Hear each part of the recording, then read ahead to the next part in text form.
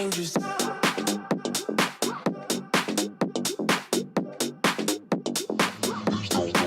Get dangerous. Shameless. Basic. Shameless. Get dangerous.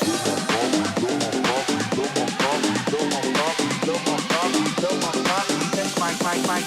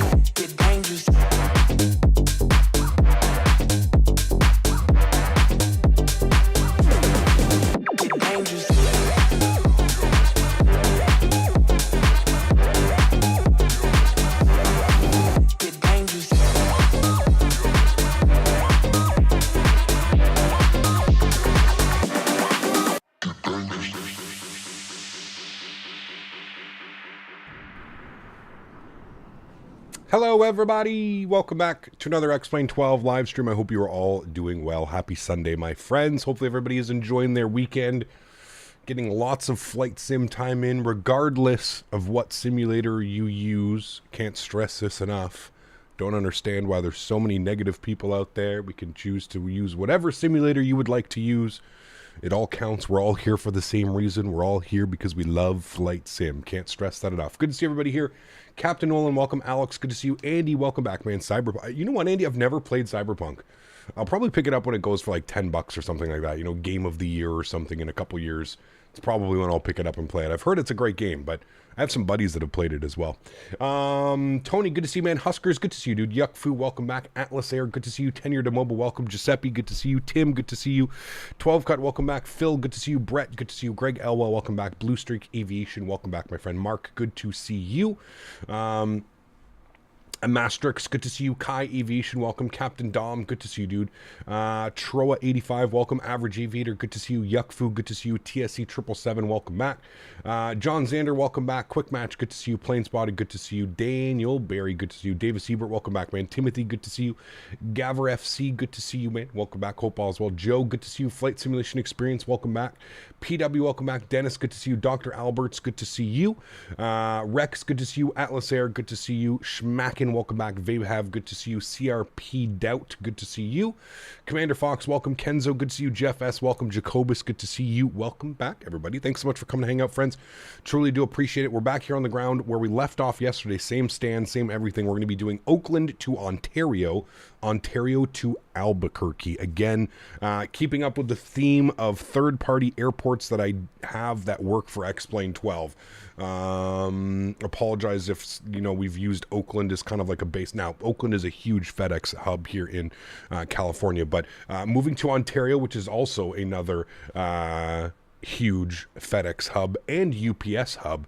And actually, when we land in Ontario, we're going to restart the sim because we learned yesterday it's kind of doesn't work if you... We were having all kinds of LNAV issues and VNAV issues yesterday, so... we're going to restart the simulator and we're going to jump into our UPS aircraft and we're going to fly UPS from Ontario to Albuquerque. So it should be a fun day of flying. I'm very much looking forward to it. Thanks again, everybody, for being here today. I truly do appreciate you. Reese, welcome back, man. Jay Stevens, good to see you, dude. Welcome back. Visheth, celebrating 26 months. Is loving the charity streams. Huge floaties to you, Visheth. Thank you very much for your support, man. I truly do appreciate you, dude. Thank you, thank you, thank you. Without further ado, friends, let's jump inside the aircraft. Let's get this bad boy program ready to rock and roll. Now, first things first, what you're going to notice is the sounds have completely changed. I have installed a sound pack. So sounds are especially the engine sounds. My goodness me, they are so much better. So enjoy the sounds today. Apologize that I couldn't find the sound set yesterday. Actually, somebody sent me the link last night. Captain Lee sent me the link last night for the sound pack. I'm on his Patreon. I could not find the sounds for the 7.5. So anyway, sounds are going to be absolutely spectacular today. It's going to be a lot of fun. How do you like X-Plane 12 so far? I feel like it's X-Plane 11, man. I don't know, dude. I personally, other than like difference of clouds and like maybe slight performance either decreases or increases in other things, it's pretty much X-Plane 11. I don't know. Maybe I haven't, gone into a deep dive yet, but it's very nostalgic for me with somebody with like 4,000 hours plus in X-Plane 11 that to come back to this, it kind of feels like the same. So, yeah, Mike, good to see you, man. Welcome back. C2B, good to see you, man. Cap Colorado, welcome back. This is the FT Sim Sounds. FT Sim Sounds. Cool. Let's jump inside the aircraft. Let's get this bad boy program ready to rock and roll. I think we're scheduled for just about an hour. Yeah, just about an hour into Ontario today, and then about an hour 15 minutes to Albuquerque. So not the longest flights, but the perfect amount of cargo flights for this bad boy. It's absolutely perfect for this aircraft. Cool. Let's go upstairs. Battery switch can go on. We'll go and get the standby power over to the auto position. That's going to go ahead and bring the aircraft to life. You'll hear all these beautiful sounds. Get our bus ties, left side, right side, utility bus, all of these fun guys on there. Good. External power is on and available. That's good. There we go. Now we'll turn that on. Beautiful aircraft is coming to life. We're going to get our Adir set left side, right side, and center. Beautiful airplanes coming to life. I love it. Come down here. We'll get yaw dampers. We'll leave our electric pumps off for now. We'll just leave those blank. We can go ahead and tune back to those in a second. Let's go ahead and arm our emergency exits. We'll get our engine limiters on. Our engine start over to both. Everything else looks good here. We'll throw auto and auto. We'll get our window heat on as well. Beautiful. We're going to go auto 1 on the landing altitude. We'll get our landing altitude here in a second. We'll get our position lights on. We'll get our logo lights on. We'll go ahead and bump all of our temperature gauges up here to the auto position. Trim, air, recirc fans can go on. Packs are going to stay off. Isolation valve can go open, and that'll be good for our overhead right now. Beautiful. Let's come down here to the FMC, the McDo, whatever you like to call it. We'll go to our FMC tab. We'll go ahead and make sure everything's looking good. Let's go to our pause and it button. We are sitting on the ground here in Oakland, so we'll throw K-Oak up in there. K-Oak. Good. It's an O, not an A. Yeah, there we go. Koch. Good. We'll go ahead and throw that up into there. We've got our GPS position, so we'll grab that, throw that into our IRS position set. We'll go to our route tab. We're going from Oakland over to Ontario today. KONT. We'll throw that into there. Our flight number this afternoon is FedEx FDX. What were we? 3812. 3812. So we'll go ahead and bug that up into there as well. Beautiful. We'll go and just make sure, see if we have any ETC online. No ETC online. We are on VATSIM if you want to be, but FT Sim Patreon webpage is a nightmare to navigate. It is, Johan. I really do agree. Yeah. My audio doesn't work for some reason. If you answer my question, I may not be able to hear you. Okay. Maybe you, I don't know if you should be watching the stream then if your audio is not working and you're expecting a response. I don't know. Let's go to the departure page. We're going to go ahead and plan for the Candle 5 departure out of runway 30, and we are expecting the KX transition. So we'll go ahead and route, activate, and execute that. Beautiful. Let's go to our route tab. We'll go to the next page. From KX, we're going direct to Lotion. Go ahead and bug that up into there. Lotion, good. And then from Lotion, we're going direct to Echo Hotel Foxtrot. Go ahead and bug that up into there and execute that as well. And from there, we're jumping on our arrival. We're going to plan for the Ziggy 7 arrival into Ontario. Ziggy 7 with the Echo Hotel Foxtrot. And we are going to plan for the ILS 26 left. And we're going to take it, I believe we want to take it via Taco. Let's see what the arrival does here. The arrival takes us all the way down to Ziggy and then to Pettis. Let's open up our approaches. We're going to go ILS 26 left. We'll have a quick little look-see at this one here. Yeah, we want to take it via Taco or Pettis, I guess you would want it via, but we'll take Taco. We'll go Pettis because I know that that's in the arrival. We'll go to legs page. We'll scroll through. We'll make sure we don't have any crazy discontinuities or anything. Everything looks good to me. Should be Pettis and then down into the arrival. Cool. Everything looks good with that. I'm happy. Beautiful. Let's come down here. Let's go to our electronic flight bag, our EFB. Let's go to our airplane. Everything, all the doors are open, ground, everything's looking good. We're looking for a zero fuel weight today of 85.3. So we'll go ahead and bug up, let's say 13 containers, 85.3. Actually, you know what? We'll go 14 containers, and then we can add, like, what's that going to be? 6,500? 84, no, take off 700, so we'll go 5,800. 83.4. Close enough. We'll go 5,900 for 83.5. Exactly what we're supposed to be. Cool. 83.5. We're going to go ahead and optimize the CG, and it is optimized good. We see we have a percentage of 25, which is perfect. Almost another full airplane, so that looks good. And then fuel on today's flight, 9,084 kilograms. Beautiful. And then we'll go ahead and load the aircraft. Loading the plane, please wait. There we go. That is going to do its thing. That is all looking good. Beautiful. Other than that, I think we're looking good. We can go to our NetRef page, but we can't plug any numbers yet until the aircraft is loaded. If we jump outside, unfortunately, there's no like loading animation or anything. And because I'm using the FT Sim Sounds, I removed the loading noise. So there's really no loading noise or anything going on. So yeah, very impressive knowledge of this plane. I probably have a good couple hundred hours flying this airplane. This airplane originally released in X-Plane 10. And I bought it for X-Plane 10. I then bought the, you had to pay, I think it was like a $15 fee to get it from X-Plane 10 to X-Plane 11. And then now here we are in X-Plane 12, probably about 8 years later. It's pretty crazy. This is the 200. The freighter variant is based off the 200, not the 300. So yeah. FPS is kind of low. Which airport are you at, Captain? FPS is kind of low. I think we're in the 40s. Yeah, for whatever reason, looking at the airport, it's not the best, but like when we're in the cockpit and we're looking this way, we should be getting decent performance as is. We are on VATSIM, so just keep that in mind. Right now it's showing 36 FPS. Not the best, not the worst. I think it's just this airport, to be honest with you. The modeling looks fantastic on this aircraft. The external modeling, and yeah, I mean, like I said, dude, this airplane has been out for quite a while, so they've had quite a bit of time to kind of come to terms and kind of fix any of the bugs or issues with this aircraft. This is probably one of the longer standing add-ons that you can get for X-Plane. This one and the Jar Design 320 were probably some of the best paywares in the beginning. Obviously, Jar Design has fallen off since Tolis has released in other aircraft, so yeah. Kevin, huge enough floaties to you, man. Dropping the $20 donation. I appreciate you, man. Huge enough floaties, dude. Thank you, thank you, thank you. That is extremely kind. I appreciate you. We'll let Amy read that message out, man. Thanks so much, dude. Cap, sorry for the unrelated question. On the Airbus you can go to the Dear button to go direct to a waypoint. How do you go direct to a waypoint in the 737? So the 737 is pretty easy, man. Just go to your legs page, and if you go to your legs page, you should see that your first waypoint is like in a magenta. What you would do is, let's say, if you're looking at your flight plan, let's say you wanted to go direct to KX. What you would do is you would select KX.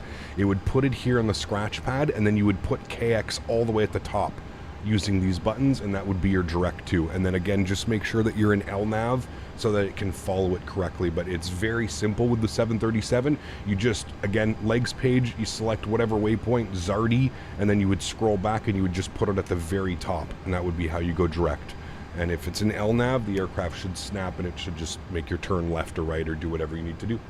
Yeah.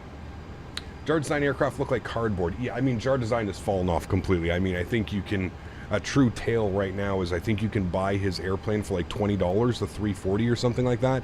It literally just came out and he's charging $20 for it. Came out, what, maybe a year ago, 9 months ago, something like that. It's pretty crazy, man. Pretty crazy. Candle 5 departure, initial climb 10,000. We just have to make sure that we're below 2,000 at Liege. That's the big one off of departure. Below 2,000 because you've got the departures out of San Francisco, out of the ones coming out this way. So there's quite a busy airspace right over here, to be honest with you. So you always have to be careful of that. Have they fixed the A330 blowing up on pushback? I have no clue, dude. I have not been in the loop with Jar Design products for a very, very long time, man. Yeah, very long time. Plane is loaded. There we go. Beautiful. Aircraft is loaded. We can go to airplane. We can go ahead and close our main and our left front door. We can go upstairs. Let's get the forward APU switch. The forward fuel pump on, and we'll go ahead and spool up the APU. Now that that's all on, we can go and get our Alex on here as well. That'll bring even more life to the aircraft. Beautiful. Everything looks good there. Happy with all of those. Good, good, good. Everything's set there. Beautiful. APU spool, and we can jump outside and listen to the APU spool up. What should I buy, the 7.5 or the 7.6? It really depends, man. I mean, I don't think you can go wrong with either one of them. They're both, like, as far as, like, quality and everything, they're both pretty much the same. I feel like the 7.6 maybe flies a little bit lighter just because of how big the surface controls are. This one is almost like a balloon. It's like a big boat. So keep that in mind. Can even use the Jar A330 because it keeps resetting itself to 0 fuel even after refueling. It resets itself to 0, so I might as well uninstall it. That's weird, man. It's very weird. Project 7.6 is a free and is still better than the Jar Design. Yeah, like I said, I haven't been able to, man. Didn't even realize that Jar Design made a 340. I guess I've been flying Microsoft for too long. Yeah, they released their 340 right before Tolis released their 340, which was a very... Everybody was like, why are you guys, you know, like, it's such a small community in X-Plane. Why would you guys bother doing the exact same aircraft, right? Which is my question as well. I don't quite understand it. AP Bleed can go on. We can get our packs on for now. We'll just make sure that the temperature stays nice in here. We can go ahead and remove our external power. There's the bus transfer. Beautiful. We can come down here. We can open up back our electronic flight bag. We can go to ground services. Remove the stairs. Remove the chocks. Remove the GPU. Remove the fuel chuck. Remove the loader unit. We are ready to go here, chat. Let's go to plugins. We'll go to better pushback. We'll plan our pushback. Start pushback. Please show me where you want to go. I'm going to go exactly like that. Should be good right about there. We'll enter that in. Beautiful. How's the performance? Not the best at this airport for whatever reason. Once we taxi away from the terminal, the performance gets much better. But yeah, right now at the gate, it's not the best. All right, let's finish doing our init ref pages here. 0 fuel weight 83.6. It's exactly what we wanted. All of that looks good. Gross weight 92.7. So fairly heavy aircraft, to be honest with you. Reserves, we're going to go with 2. We're looking for a cruise level of 350 today. Cost index, again, as per usual, 35. Our cruise wind performance today, if we come down here and we have a quick little look-see at our flight plan, top of climb wind is going to be reporting 207 at 29. I have no clue if that's actually correct, but that's what SimBreeze has given us, so we're going to throw that up into there. Again, this is just an estimate, just helps the aircraft a little bit. Go to our takeoff page. Flaps are going to be set to 5 degrees. Thrust is going to be set to 50 degrees.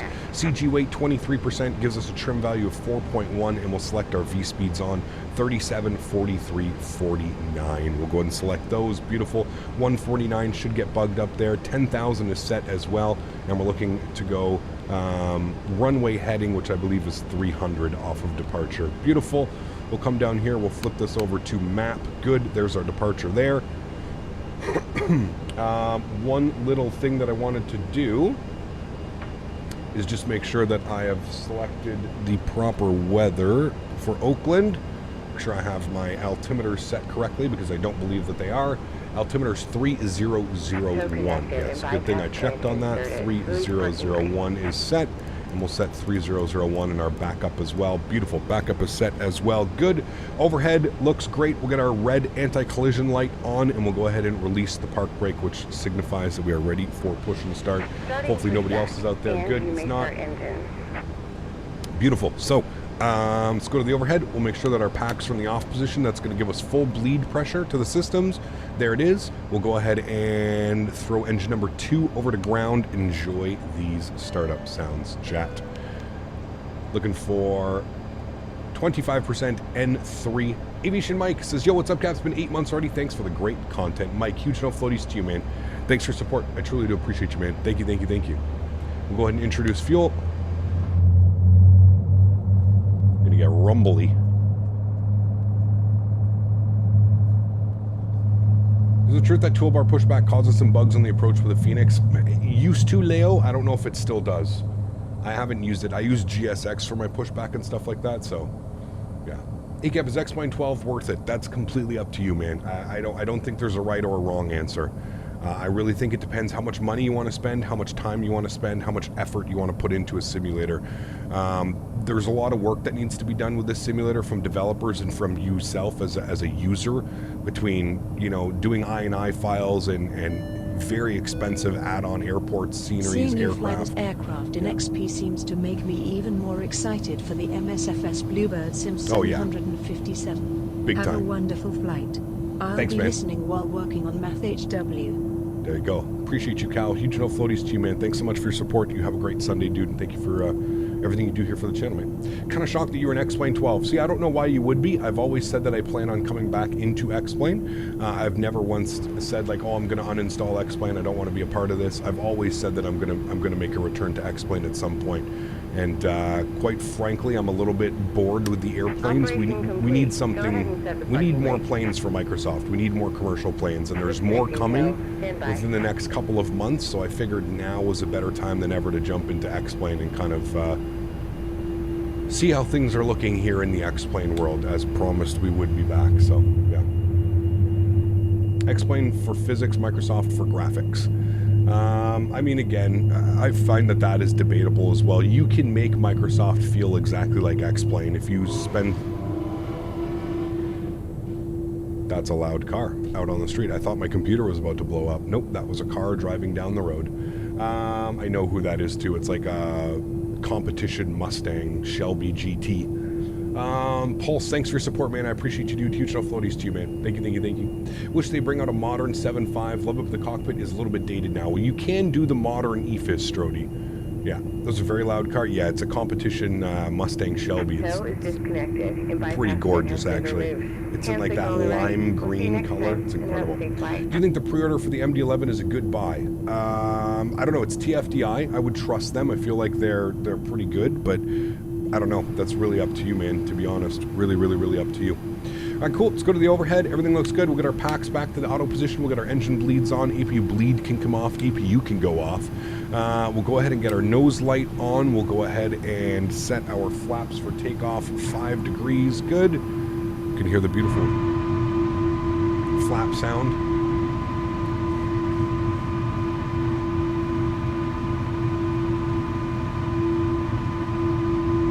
How do you zoom in and out of the better pushback screen? Plus and minus on your keyboard. above enter, beside delete, backspace. How's X-Plane treating you anyway? Glad to be back and trying it out. Glad to see it varying between the two. It's good, man. I don't know, dude. Is that a fucking... I don't know if I've ever seen that. Is that something new? There's a literal carrier just out in the water over there. I don't know if I've ever seen that in my life before. Is that part of X-Plane 12? It's kind of cool, no? I've never seen that. Interesting.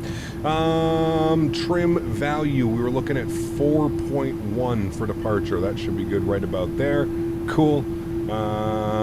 Beautiful. Park brake can come off. And we're looking good. We could just get our EPU gen off because we have no more EPU, so that's looking good. And we can go ahead and taxi. Let's do it. Didn't you know it was Fleet Week? No clue, man. No clue. That was a very interesting sequence of events right there. Listen to these, dude, these engine sounds are so good. So good. We already got some taxiing people out there. Beautiful. Gonna get some panel brightness up on this guy. Upstairs, I'm gonna get some glare shield brightness up as well. Standby instruments, everything over to brightness. Thank you. We like brights. Alberto, my man, dropping the $5 donation. Huge no floaties to you, Alberto. Thanks so much for your support, man. I appreciate you, dude. Thank you, thank you, thank you. That aircraft carrier is not part of X-Plane. We all better look for a life vest real quick. BSS could never... I mean, BSS was good, man, in its time. The heyday of BSS, I call it. But, yeah. Does the Zebo feel the same way as the FlightFactor 7.6? The Zebo is a great airplane as well, man. Yeah, it's a great airplane. Geographically, it's correct. The Almeida Naval Base is there. Okay. There you go.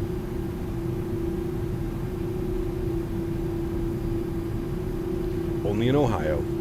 Do you use FS Realistic sounds for Microsoft? No, I don't really use the sounds. I use it for the camera effects and stuff like that. Yeah. Does your custom scenery carry over from X-Plane 11 to X-Plane 12? Yes and no. Certain sceneries do it better. I mean, yes, they all carry over, but they may look a little bit weird. That's the only Hey thing. Captain, good morning, my man. Thanks so much, Alberto. Appreciate you, man. Good morning to you, dude. Happy Sunday, my friend. Thank you very much for the continued support of the channel. I appreciate you, man. Of course, Cap, we know what we have to do when we see the boat time and land on the boat. I mean, 7.5 out on the boat. Where did it go? Is it still out there? It is still out there. We'll see what it's doing out there. I don't know, man. I may have some mod. I don't think so, though. I don't think I have any mods or anything like that doing anything. It's weird. New way to create X-Plane 12 scenery? Yeah, because there's new... Right, so X-Plane 12, you can do like puddles on for when it rains and stuff like that. So the developers do have to kind of make some fixes and changes if they want to take full advantage. Like I'm saying, the scenery will work, but if you want to take full advantage of what the sim has to offer you, you have to update your scenery. So yeah. Kden just got completely redone for X-Plane 12. There you go. Xcoders Kden. I always liked that scenery, but it was way too heavy on performance. That's what I remember. I much prefer Flight Beam for Microsoft. If I'm going to fly in and out of Denver, I'm going to be going with, yeah. UPS ops, we're switching aircraft once we get down in Ontario. We're going UPS from Ontario to Albuquerque. Should say right on the title, man. Should say Real World FedEx and UPS ops. Because we're doing 2 today. Looked like she was moving pretty fast for an aircraft carrier. She's all the way out there now. Like, all the way out there. I don't know what's going on. Maybe just watching guard. You missed Jersey Aviators event yesterday. Am I not trying to be rude? Am I supposed to know who Jersey Aviator is? I'm sorry. I have no clue. I've never heard that name in my life. Sorry, man. It isn't heavy anymore if you want to fly into it tomorrow. What's that? Oh, the new, well, I'd have to, I don't even, is it a free update? I don't even, fuck, dude. I don't even know where to begin. Probably not, man, sorry. Probably not.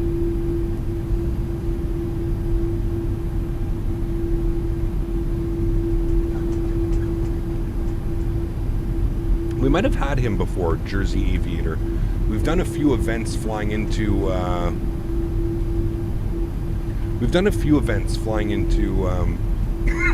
excuse me, into New York, where we've had some pretty unbelievable controllers.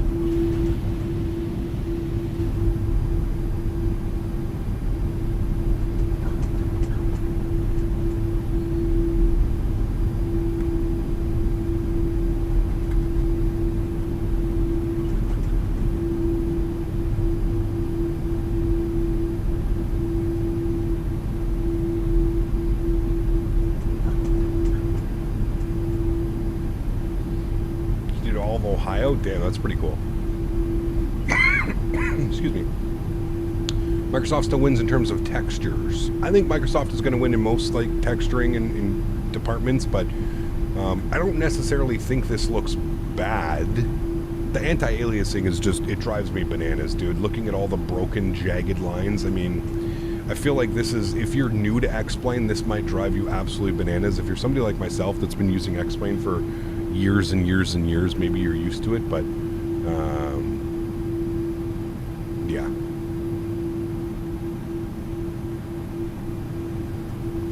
Alright, I think we're clear.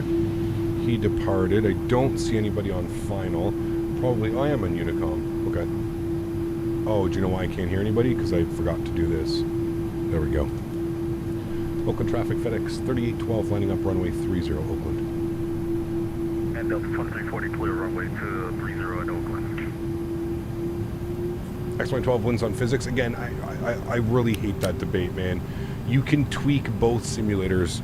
Like, you can tweak Microsoft to the point where it feels exactly like X-Plane. It's not, you have control sensitivities, you have control, so you have a bunch of options. So, I don't know. I think they're both good in their own aspect. Again, I don't fly in the real world or anything, so I don't know if my opinion matters, but yeah. Are you using ultra settings? High end and ultra. Like my clouds are on ultra, textures are on high. The only thing I have on low is the trees, because it's flight sim. I don't care about trees, just like I do in Microsoft. Yeah. You have a 4050 and I can't get decent frame rates and landings with the Phoenix E320 in Microsoft. It's weird. You should be getting good, decent performance. Not quite sure why you wouldn't be. Alright, friends. Get this lined up on the runway here. Get ready to rock and roll. You guys ready? Sounds are coming up. Yoke cam is going on. I'd also like to take a quick second to shout out our sponsor for today's stream, Thrustmaster. If you guys need any more information about the products that you see me using here in stream, head down to the link in the description below. Thrustmaster is a huge part of this channel. They've kind of allowed me to do a lot of things in the flight sim community, so shout out to Thrustmaster and we'll thank them. Let's get some no floaties in chat actually for Thrustmaster for sponsoring this channel. Sounds are going up. We do have the sound pack. They're going to absolutely blow you away. They are fantastic. Let's go ahead and run it, friends. Throttle's up to about 40%. Good. Chrono on and toga. Enjoy, guys. Airport traffic, FedEx 1889, landing up runway 32, Oakland.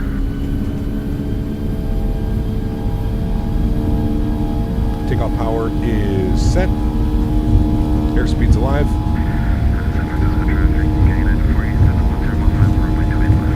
80 knots, we're neutral.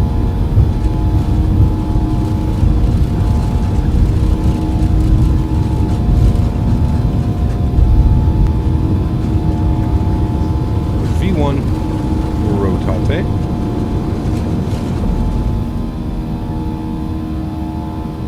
Positive rate, gear up.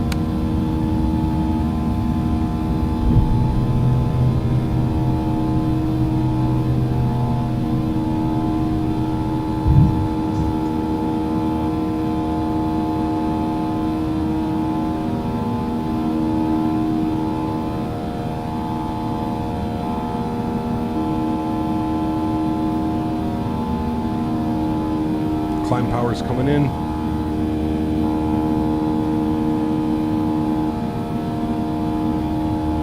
It's that buzzsaw.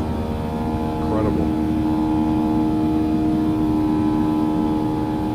Alright, remember we have to be at 2,000 or below. Let's go flaps up 1 degree. There's our level off at 2,000. Oop, I want to descend. Kind of wants me to descend because we just blew through it just a little bit. And you'll see as soon as we're through Lee J, it's always tricky this departure because you have to maintain the 2,000 feet for the traffic departing out of San Francisco. So it always makes it a little bit interesting. And as soon as we start to climb, which there it goes now, we should start climbing again. I'm going to go flaps clean. Flaps are clean. We're through Lee J. Start climbing again now. Don't want to blow our flap speed. This aircraft will punish you immediately. My climb power's back in. Pitch for 250 knots. There it is. And we've got our left turn now coming.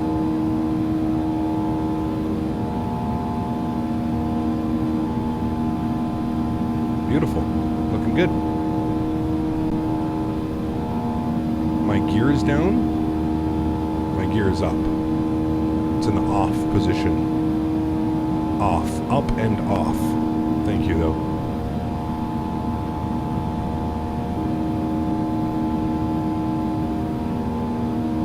Just a little tidbit of information. You can't do 250 knots with your gear down in most airplanes. That's how you know that it's not down.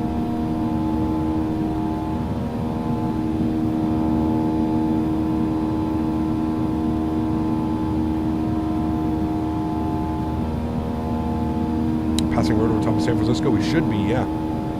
Yep, I don't think we can see anything down there. I think we've got that nice marine layer. We're coming out of the turn now. We're through 6,000 feet. I'm going to engage autopilot. I'll bring you guys back up into the flight deck. Hey. Nice departure. Beautiful. How's X-Plane 12 now in comparison to the dumpster fire it was at launch? Much better. I can say that. It is much better. Yes. A much better experience now than it was whatever months ago. Yeah. This is the Rolls-Royce engines, yes. Why don't you become a real pilot? Too much money, dude. Way too much money, man.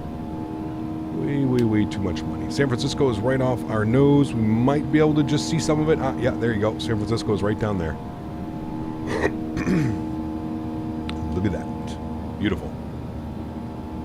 All right, let's work on some after takeoff checklist things. Logo light, wing light, nose gear can come off. We'll keep landing lights till 10,000. We're approaching 9,000 now. Aircraft is climbing nicely. We're going to bug up our cruise altitude. So our cruise altitude today was 35,000 feet. So we'll bug that up here, 350. Good. And I think we have to resync our...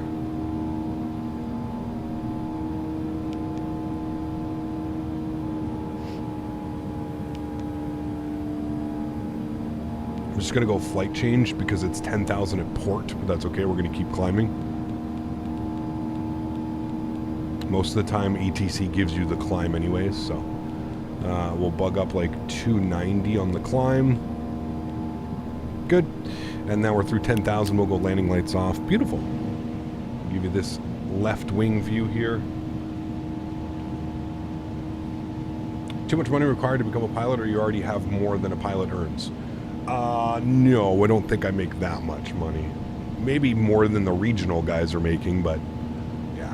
Look, how good is the sound pack? Well, much better than yesterday, that's for sure. What rudder pedals do I use? I use the Thrustmaster pendular rudder system. You can put exclamation point TM in chat. Got about 75 hours in a 172 and about 10 in the Phenom 300. Neither X-Plane nor Microsoft really comes close to the physics. For now, I would give the edge to X-Plane, but that may change as Microsoft gets developed. Sure, yeah. Cap, you got your ortho working? Sweet.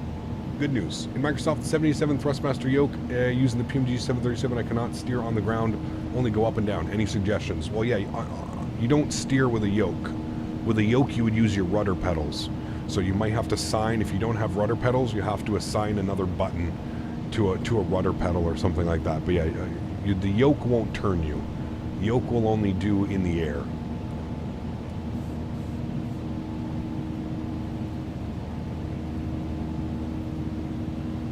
Yeah, that's pretty common, Strody. That's usually about what it costs. Yep.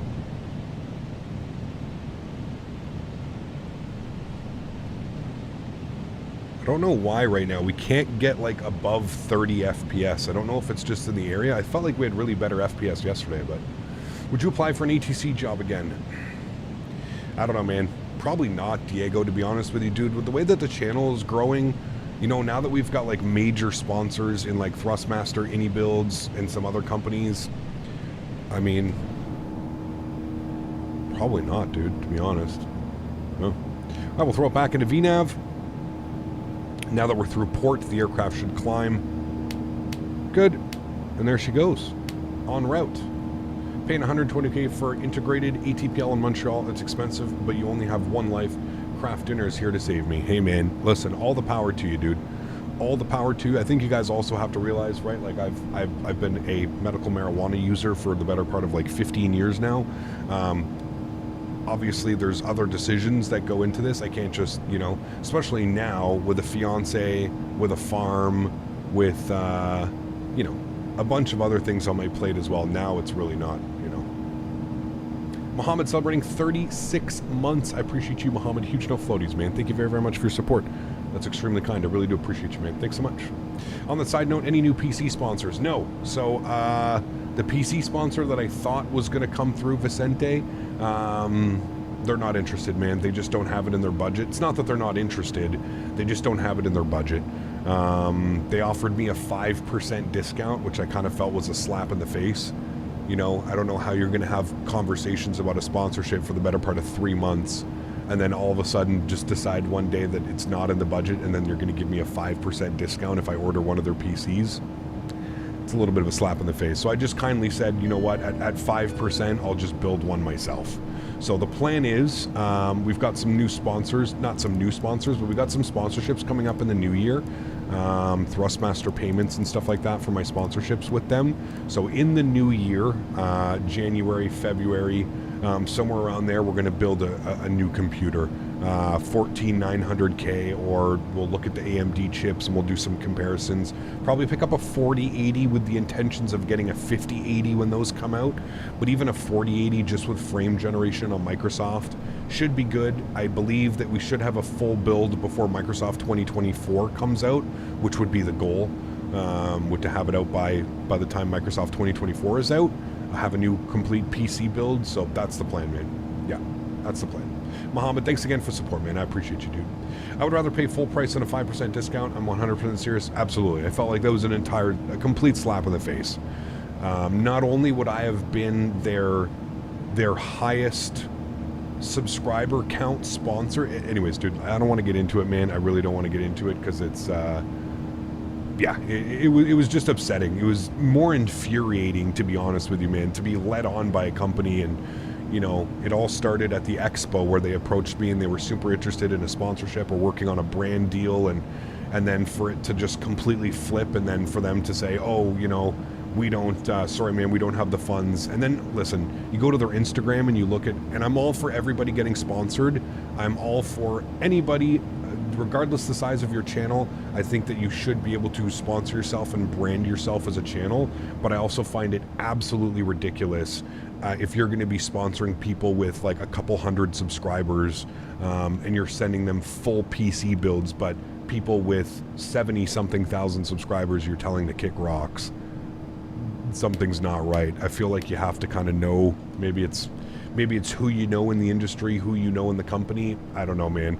It just doesn't make sense to me. But hey, that's my take on it. So yeah, had relationships that lasted less than that. See, there you go. Happy to see you back in X-Plane. Also, I've been spending a bit more time lately on X-Plane as well. Definitely not as bad as it was at launch. No, it's definitely much better, Mitch. Can confirm it's much better, you know? So yeah. 99.99% of pre-builts are incompetent. I wouldn't say that. I think you have to be very careful with pre-builts where you're buying them. But yeah. In an effort to transition, congrats on 74K. Thank you, man. I appreciate you, dude. Thank you. 2024 expected to have better performance. Yes, it's on a whole new engine as well, which should allow for much better performance on PCs, you know. So what sound pack is this? This is the FT Sim sound pack. FT Sim. I should build it on stream? Well, I'm not going to build it anyways. It won't be me building it. I'll either have Les or we'll fly Daniel in from Edmonton or something, but yeah.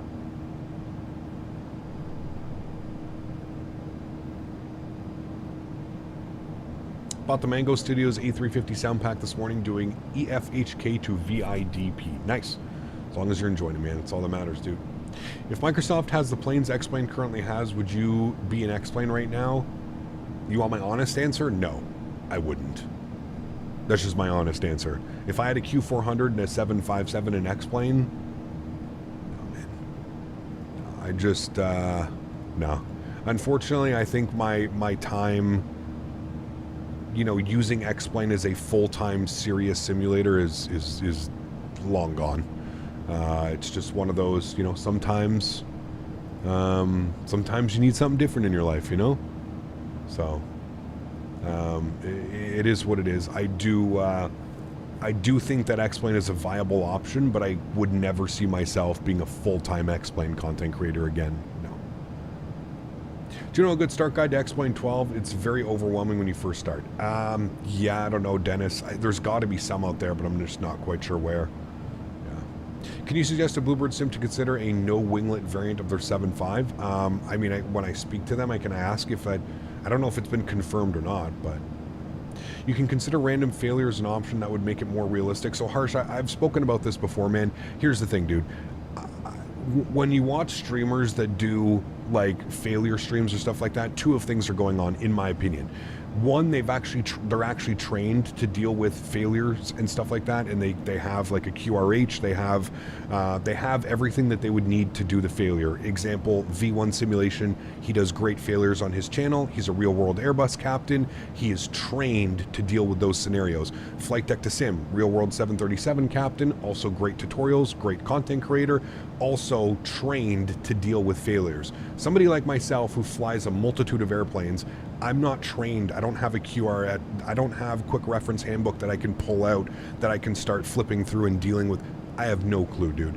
Me doing failures is just clickbait at that point.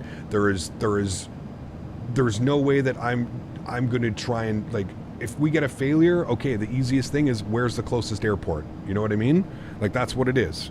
That's all it is. It's, oh, I'm getting a failure. Where do I go for the quickest airport? You know? So you have to keep those things in mind, man. So for me to do failures, no, probably not. You probably won't see that here on the channel, to be honest with you. But yeah. I don't know what it is. I can't go above 30 FPS right now, Chad. I don't know what it is. I don't know if it's... maybe I can disconnect from VATSIM. Is it VATSIM causing some issues? Nope, nothing to do with VATSIM. It's literally stuck at 30 FPS and it won't go higher. I don't know if it's a bug with Microsoft. We were getting like 65 FPS in cruise and climb yesterday. So I'm not quite sure what's going on with the sim right now. It will not go above 30 FPS. It's literally sitting at 30 FPS. Yeah. Have you ever thought about trying P3D? Again, kind of like X-Plane. Far too expensive to get into if you're not already into it. Far too expensive. So, yeah, no, not really interested, man. Unfortunately.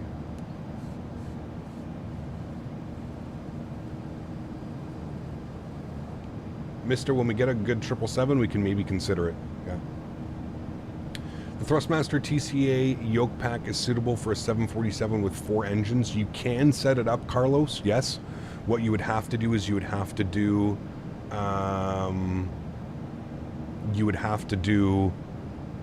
engine 1 and 2 on the left stick and engine 3 and 4 on the right stick. That would be the only way to do it, pretty much. But yeah. Blackbox71, he is a real pilot, yeah. Third option is those streamers that just create their own failures for some strange reasons and always end up crashing. I don't know who that could be.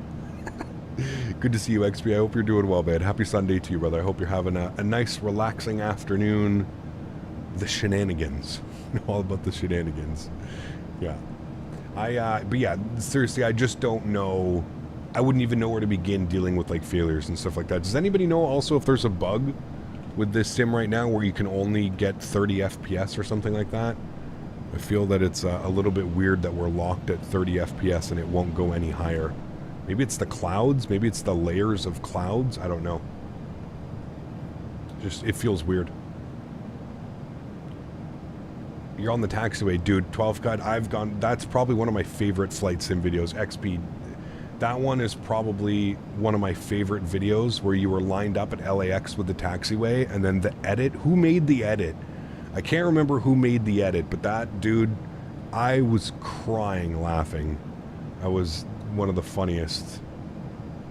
Yeah, it's actually stuck at 30 FPS. Well, it's like 29, 31, 29, 30, 29, 30. It's going between 29 and 31.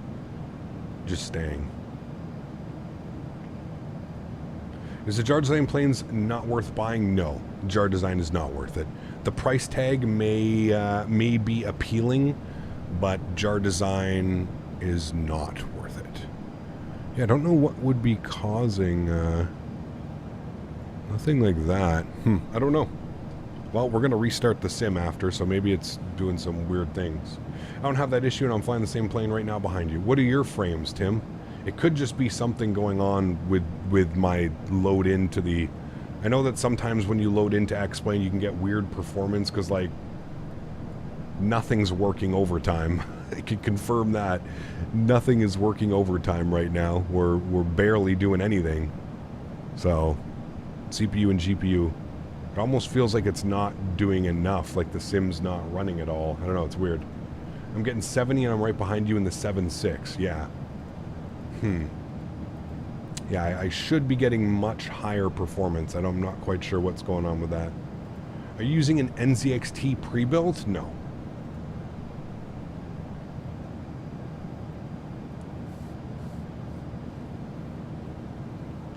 Check the plugin admin. Ooh, good call. Forgot about that.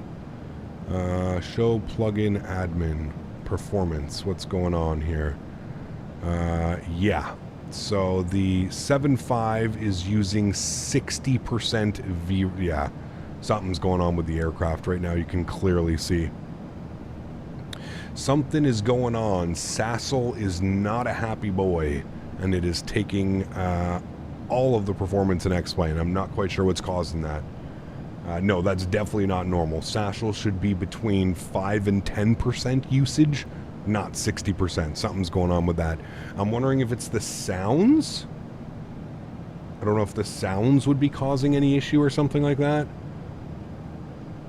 You need to have Sassel. I don't think I can restart Sassel either. I think... yeah, Sassel is its own thing. Weird. It is not normal at all. That would explain the performance that we're getting. It's not like it's like crazy bad performance, but yeah, it usually runs at about 5%. Yeah. The sounds were the only thing that I changed. Correct. Yeah. But I didn't notice this yesterday when I tested the sounds. When I loaded up at an airport, I didn't really notice any of that either, so I don't know. I have the Thrustmaster Airbus throttle and I can't calibrate it to the Flyboy R320. Anyone know how to fix it? Make sure you're calibrating it in the EFB, and make sure that you have the most recent software. Enar, go to the Thrustmaster website and download the most recent software for the program. Anyways, if anybody knows how to fix the Sassel issue, please let me know in chat. But that is definitely what's going on. You can see here the Sassel's taking 43 FPS. Now I'm scared if I disable this, I'm pretty sure it crashes the airplane. I'm not quite sure, but that is you can see like that would explain why we're not getting 60 FPS. Uncheck it and try? No. Definitely not following your advice, Melinda. You're just a big ball of sunshine. If you disable it, I'm pretty sure the aircraft would crash immediately. So what we'll do is we'll get there. Again, 30 FPS is completely manageable. We'll be fine. We'll just have to... we are restarting the simulator anyways after the first leg, so maybe it gets fixed. I don't know. There's the horn, alt horn, 35,000 feet.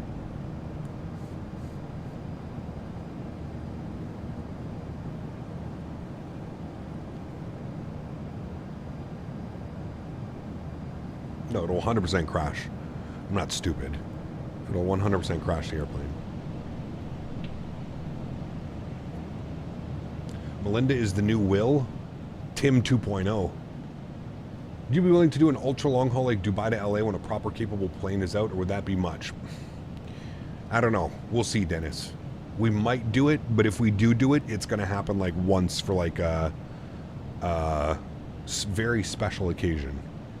What do you think about X-Plane 12 now? It is definitely improved since the last time I used it, which is about a year ago. Can we speak about that for a second as well? Will over here, absolutely loving everything about X-Plane and always giving me shit for flying Microsoft. This is the third stream in a row we've been streaming X-Plane, and guess who has not showed up for any of these streams? Fucking Will. I hate that, dude. I hate how people beg you to fly something and are always on your ass about something and then doesn't even fucking show up when we actually do stream it. Unbelievable, man. Absolutely unbelievable. These people, man, I'm telling you. Hello, I'm new to the channel. What is it about? Flight sim. Flight sim, man. Blame Will. My God, dude. What happened to him being Chill Will? We get Chill Will in the evenings and weekends, but he's never here on the weekends. And we only have one evening stream a week. So we only get weekend or evening Will once a week, basically. Yeah. Are you liking X-Plane 12 now? It's a strong wording. I would say I'm accepting of X-Plane 12 now. Like I was just mentioning before, I don't think I could ever make this my main simulator again. I just don't think I could come back. There's just too many outdated features and things going on with the simulator that I'm not interested in, you know? Again, like Sassel. Sassel is my God, dude. Do you know how archaic this stuff is? The fact that we're getting Sassel problems right now, like we're losing 60% of our performance of our PCs being used towards this Sassel plugin. Sassel is a key reg, which basically ensures that the aircraft that you're flying, it keeps communicating between the simulator and an outside source, ensuring that the aircraft that you're flying is actually yours. You haven't stolen it. You don't have a stolen key. It's actually registered to you and your PC and your hardware. And Sassel is, yeah. Maybe Will's true identity is patches. I don't know, man. Who knows, dude? He's gonna ask you to play Microsoft soon. He's chilling other streams. Oh yes, we've seen him in every other stream. He's just a outstanding citizen. Would you like to play X-Plane? I literally just answered that. I tolerate X-Plane. I feel like that's the perfect answer. I tolerate it.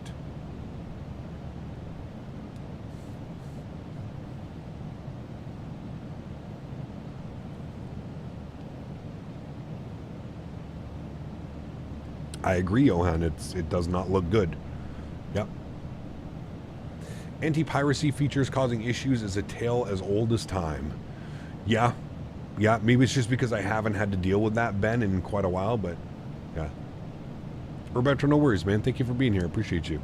Thank you, thank you. I just got your DM as well, so thanks so much for that. I appreciate that. I'm going to be doing my giveaways after the, I think October, our first stream in October. We're going to do the giveaways. Look at the first day on X-Plane. Someone asked when he was going back to Microsoft. Can't please everyone. Nope, definitely can't. RB211, hey, we're using your engines. Good to see you, man.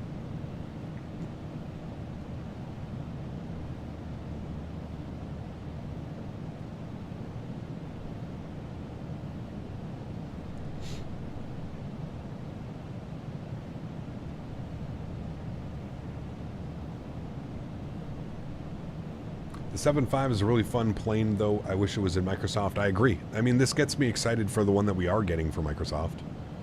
That's for sure. Do you think 2024 means X-Plane 13? Well, X-Plane has a 4-year lifespan, usually.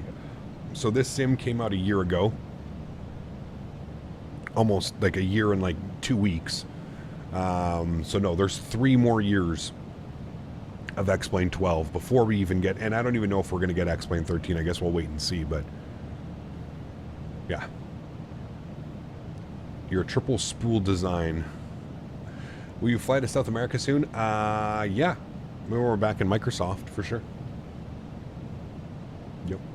Get which ground handling add-ons are currently using in X-Plane. Better pushback, and that's pretty much it, man. The wife has okayed the flight sim show in Amsterdam, budget permitting, of course. Nice. Be awesome, man. Any trips to the UK planned? Would love to meet you and introduce you to a few things. Herb, hope you're having a nice weekend, CPT. Huge no floaties to you, man. I like Herb. Erin, huge no floaties, dude. Thank you very much for support. I wish I could have planned this a little bit better, and I wish I knew about this weekend in, what is it, March? The Amsterdam? I don't know. Dan, you want to go to Amsterdam? Danny Barry? I'll go if we can convince Dan Barry to go, chat.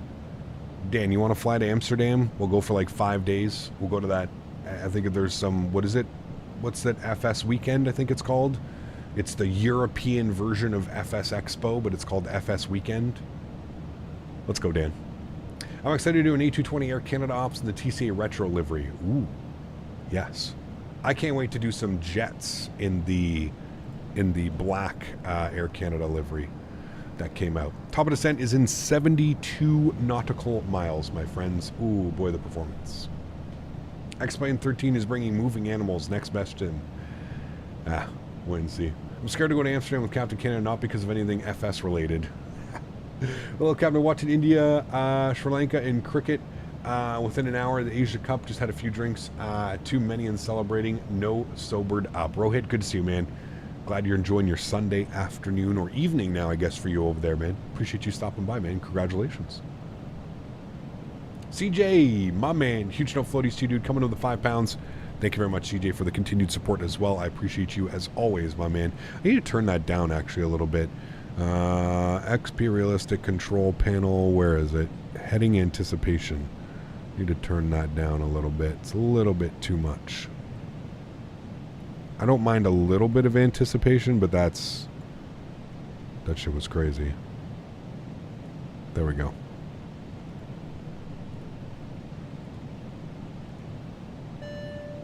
It's still crazy how much performance that thing is using, dude. It's wild. Prasan, thanks so much, man. I appreciate you, dude. Huge enough floaties. Thank you, thank you, thank you. Incredibly kind. We got Average Beaver coming with the $5 donation as well. Appreciate you, man. Thank you, thank you, thank you. Hi, Cap. Hope you're well and having a good week.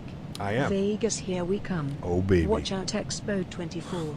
See you in Dan then too. Oh, yes. It'll be a great time. You know Mr. Daniel Barry will be there. It's like only like a 2-hour flight for Dan. It's perfect. Hey, Captain, as a disabled gamer myself, I wanted to send some no floaties for your work with Fly Lilo. Hey, _ CPT no floaties _ CPT no floaties. Huge no floaties to you, Average Beaver. Thanks so much for your support, man. I appreciate you, dude. Anything for a good cause. It's for a good friend as well, Mr. QA Pilot.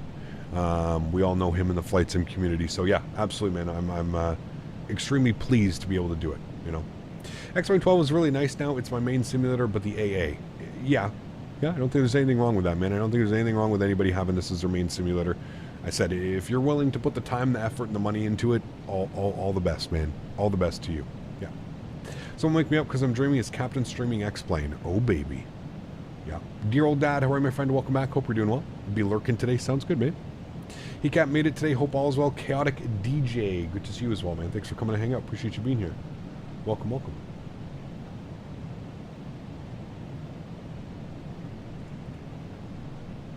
What happened to Q8? Nothing.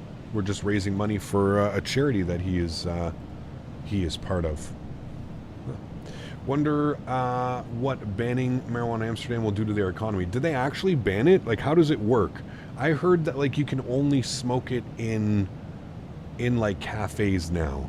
I'm not quite sure how that whole thing works, Kev, but yeah, that seems like a step in the wrong direction. You know what I mean? Yeah. India cricket is game. It's an emotion. I would believe you. I'd believe you, man. I would definitely believe you, man.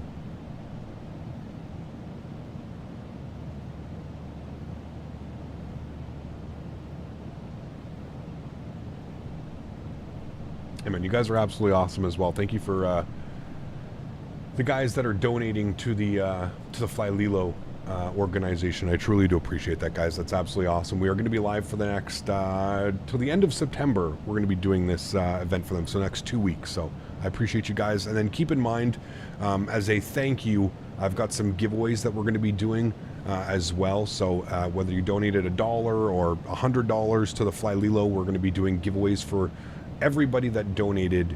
I'll be selecting winners, and I'll probably be announcing them either on the Discord or on the stream. If I see you in stream, and I'm gonna have like a random number generator, and we'll do that. So yeah, we've got some scenery to give away, and we have a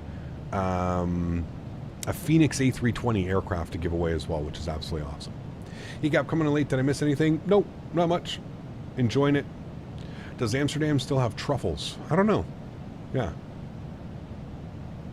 Captain Canada's home now counted as private coffee shop. Exactly.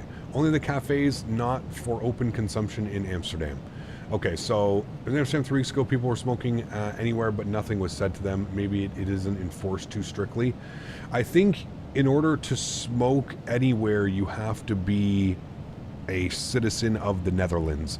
I think if you're a traveler, you have to go to the cafes. I don't think they outright banned it, because that's just silly, dude. There's, you know, you can travel to Canada now, and if that's what you want to do, you can smoke, go to the dispensary in Canada. You just have to be 19 years or older. You know, same as in like a lot of the states in the U.S. You can go to California, you can go to Seattle, Washington State, you can go to Colorado. A bunch of places have it legal as well. So that would be a step in the wrong direction, I would think. Sim just froze. Okay, I was gonna say, are we getting a crash or?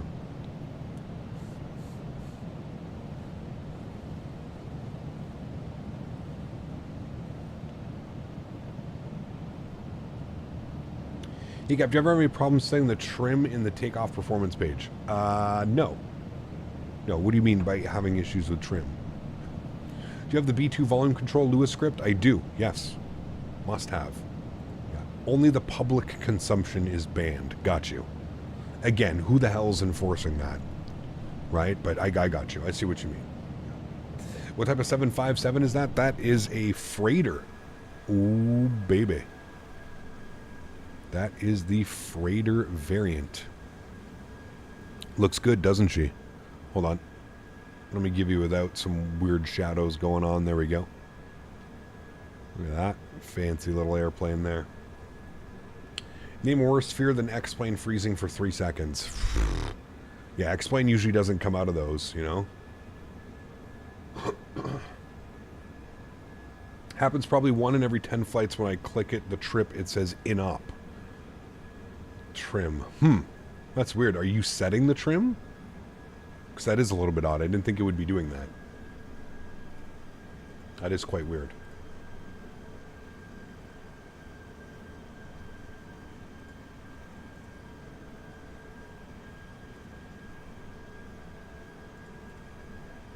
Looking forward to the Bluebird version. I hope they do this bird justice. I think they will. I have faith in them. I've had a few conversations now with the developer and owner of the company. I believe so. 16 miles to top of drop, chat. Look at us going here. Cool. Let's pull up our charts. Let's see the Ziggy 7 arrival. We're going to expect, what do we got here? 14,000, 12,000. No, that's that. Okay, and what is intercept? We're intercepting at Pettis. We want 3,400. So let's bug up 3,400. Actually, let's bug up like 5,000 initially, and we'll see what we do from there. Let's put 5,000 in. Bring this down here a little bit. Good. Cool.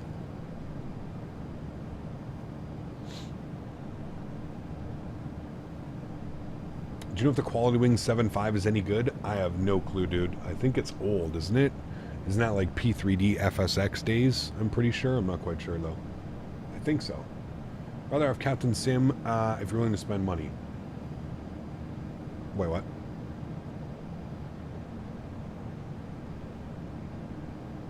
The Captain Sim 7.5 and 7.6, weren't they good aircraft before? What are your 7.5 EFB volume settings? I have them set to, I'm using a sound pack light speed, and I have it set to whatever the sound pack requested. What 7.5 is in P3D? I thought it was Captain Sim. Don't they have a 7.5, 7.6? Or didn't PMDG make a 7.5? Or no?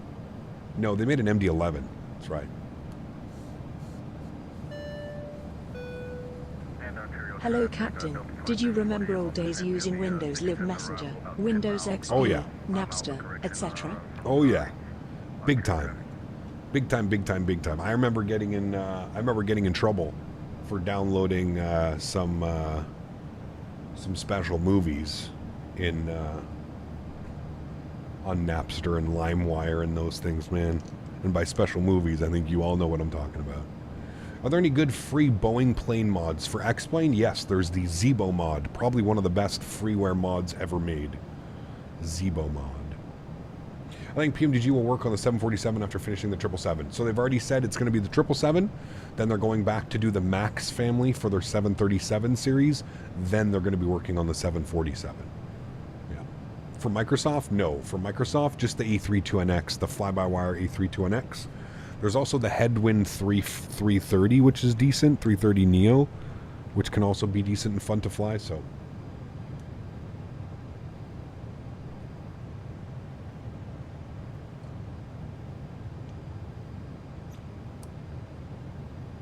My vape is stuck.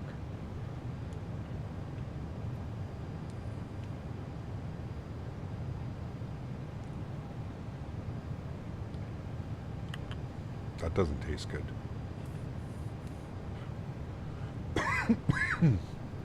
That tastes like burning coil.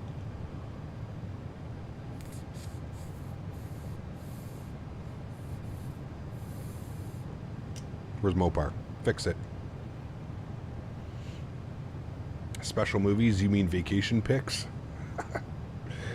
No.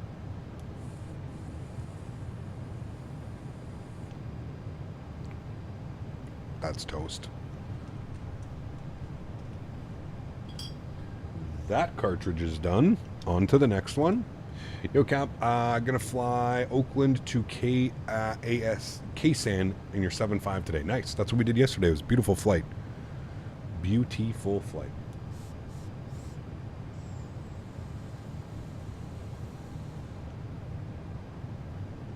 There we go.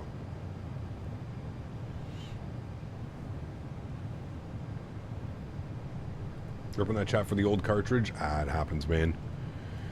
It happens. We got a brand new one right here. I just don't want to open it yet. Is it brand new? I have two or one?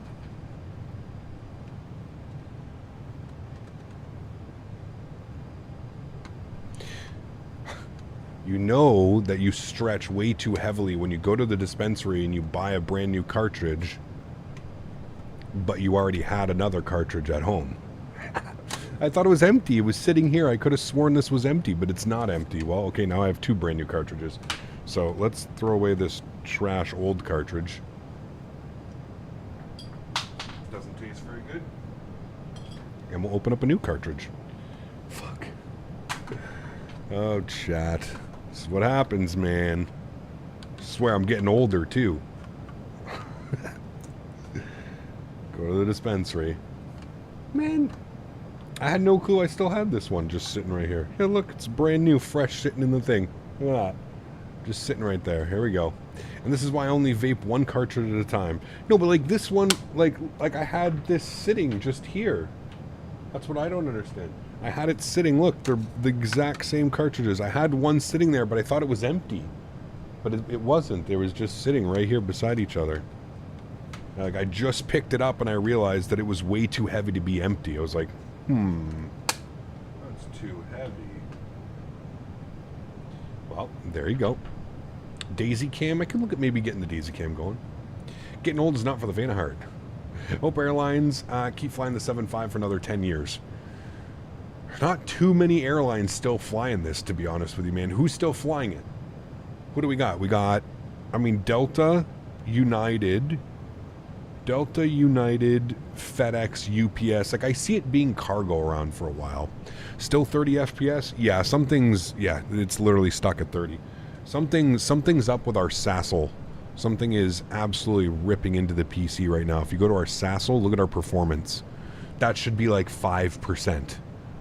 It's taking 60% of the simulator resources.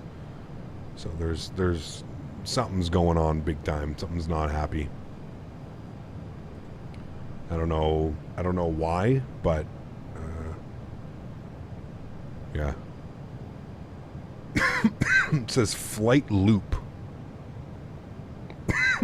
Excuse me. I don't know what that means, but it's using an insane amount of flight loop. Does anybody know what this means? Flight loop? Clearly something's going on. I don't know. Is your aircraft updated? Of course. No, what's up, man? Huge no floaties to you, dude. Thanks so much for your support. I truly do appreciate that, man. Huge no floaties. Thank you. Incredibly kind.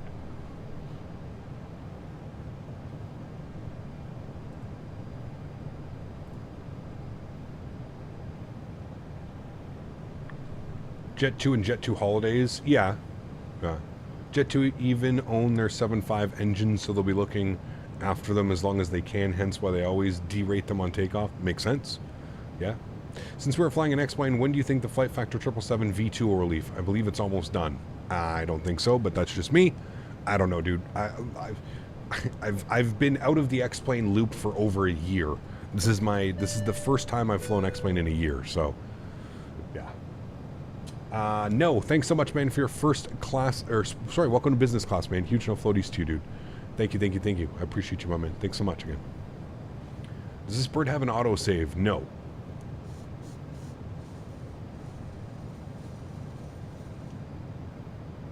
Oof. There's something about pulling on a fresh cartridge, chat. It's just fantastic. This is the gelato mint, but I found a new one. Same company. I found a new one. It's called Galactic Runts. Maybe my new favorite. Shh. Don't tell on my gelato mint, though. They said the 777 V2 would be released by the end of the year. Honestly, dude, this is FlightFactor, so I don't, yeah. I don't know. I do not know, man. Who knows? Who knows, though? They could be in quicker development, but if there's one thing I've learned from FlightFactor over the years is absolutely nothing comes quick. Like, you're waiting years. They announce a project and you are waiting years for said project. Okay, looking at the winds, 260 at 5. We're planning 26 left, so all of that is perfect. We need to throw in some frequencies here, so we're going to look at 11135. We'll start bugging this up. 11135. Good. We're looking for a front course of 258. Bug this back here. 258 on our front course. Beautiful. And we are going to... What are we going to? We are going to set our minimums to... We're going to be on the ILS 200 feet decision height. So right down here. Decision height. 200 feet. Good. Cool. Everything's pretty much set up. We're ready to go. We're just going to enjoy the arrival. It sucks that we've got some clouds down here. It would have been nice to actually see the arrival. The arrival is absolutely beautiful. I hope I get this. I don't think actually I'll get this arrival because I'm going to be coming in. Well, actually, no, I probably will. This is the exact same flight path that I will probably take flying into here. I'm flying into Ontario in 40-something days from San Francisco. So that'll be really cool on a CRJ 700. But I'll probably do this exact flight path. They'll probably take us in like this onto the 26s. So, are you using any ortho? Yes, of course. Explain... forget what that is. I think that's an Air Force base, and that's why you can't get ortho for that. I think that's what that is. Yes, we're using vertical sim V-states for out here. Yeah. All of the ortho out here is vertical sim V-states. It's all color corrected. It's done quite well.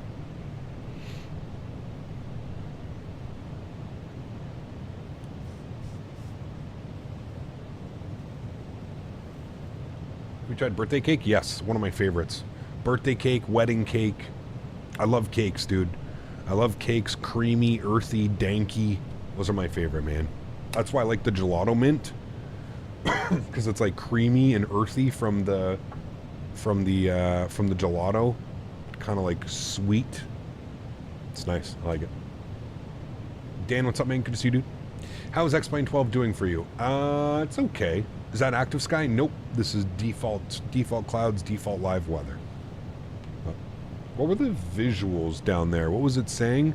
5 mile visibility, broken, scattered at 600, overcast at 1800. Chat, this may be low down to finals. 12.06, this is the beta R3, 12.06 R3, whatever it is, whatever the most recent beta release is. That's what we're running, so we've got the updated clouds and all that fun stuff. I'm going to turn on terrain radar. I am also going to bring this down here a little bit, and I'm going to turn... No, TCAS. Wait, what? Oh, that might be why. TCAS on. Q. Give it traffic. Cool. Terrain radar works very well in this aircraft, I'm pleased to say. There's no issues there. And does it should continue the approach, right? There's no vector. Yeah, okay, good. Good.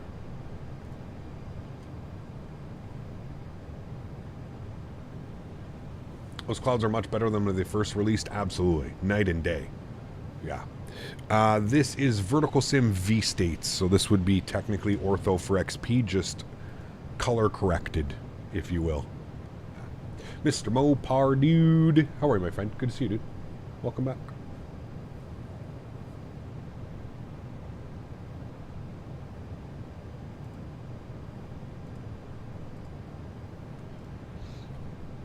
Turn our sounds up here a little bit for us. This aircraft is really quiet with this sound pack because we're basically idle engines, so...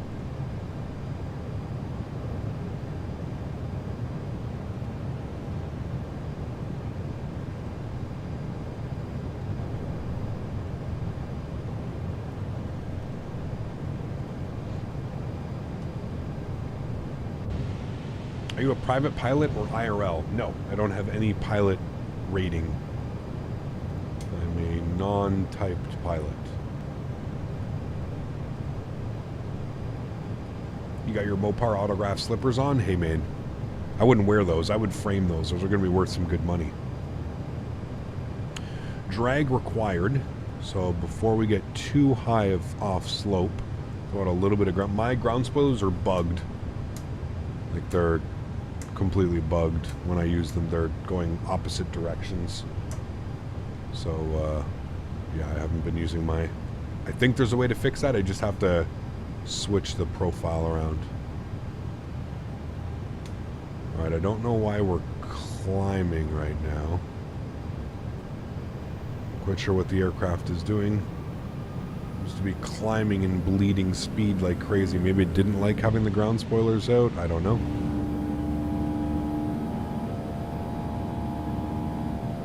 Last question I have, is there a with my PMG 737 and Microsoft, I'm having trouble maintaining altitude and keeps overshooting turns on LNAV. Any ideas? Are you running the most current version of the aircraft? Have you run the updater, the PMDG Client Center or whatever it's called? Shouldn't be doing that. I mean, there was an older version of the airplane that used to be doing that, but it shouldn't be doing that now. That thing without ortho should be KEDW. It's an Air Force base, correct?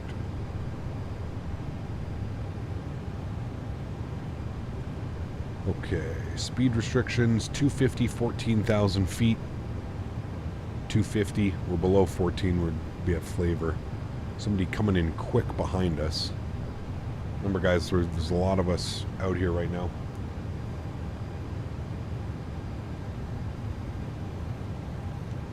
Ah, Edwards Air Force Base, gotcha. 19 miles out, runway 26 left. Longest runway in the U.S. That's crazy. What do they take off and depart out of there? Take off, depart, arrive. Like, what's... Is there crazy airplanes? Birdie, what's up, man? Good to see you, dude.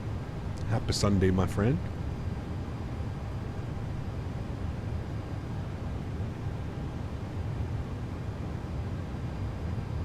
More of overshooting turns and rolling out back to the Magenta line. I have not checked. Didn't know that was a thing with the previous builds. Yeah, make sure you run the PMDG user center.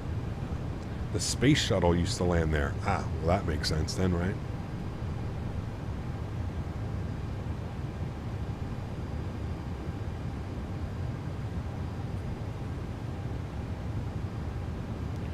Right, 10,000 feet. VNAV path. Land lights, wing lights, logo lights. Sucks, man, because down there, we're basically flying over top of the San Gabriel Pass right now, which is like cut in between these mountains. It's absolutely beautiful. Yeah. PMDG Operations Center, thank you.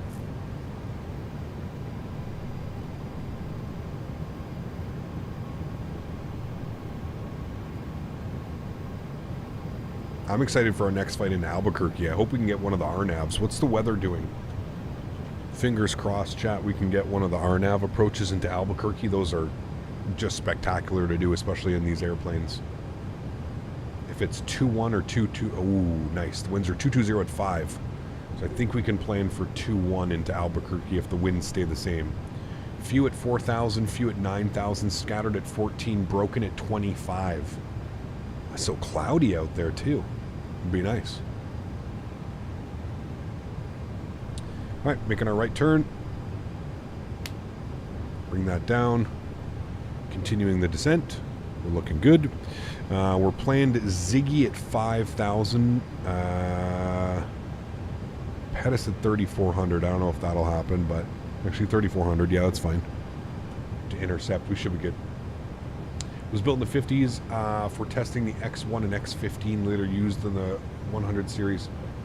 Got you. That makes sense. That's pretty cool.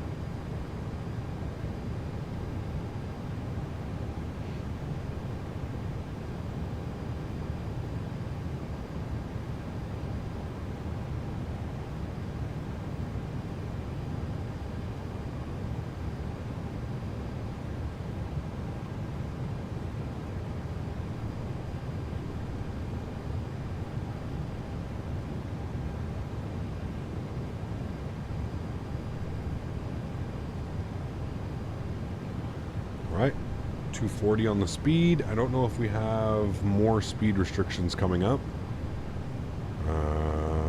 No. do have an aircraft behind us. We do have an aircraft in front of us. So I'm going to slowly start to slow down like 220 knots. Slowly but surely. What can you put on nachos to change it up a bit? I mean, yeah, if you like guacamole, go to the store, get some guacamole. I don't know, man. Depends. Depends what you like. What do you usually put on your nachos? Like, get some onions, get some green peppers, get some tomatoes, dice up some tomatoes. Like, what kind of meat are you putting on it? You putting chicken? You putting ground beef? You putting, like, pulled pork? You putting steak? What are you doing?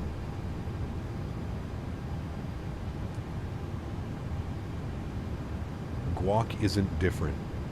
Listen there, ball of sunshine. How do you know? How do you know? Maybe he makes his nachos without guacamole every time. Just because maybe you eat guacamole with your nachos doesn't make a difference. Fuck, man. It's one directional mind.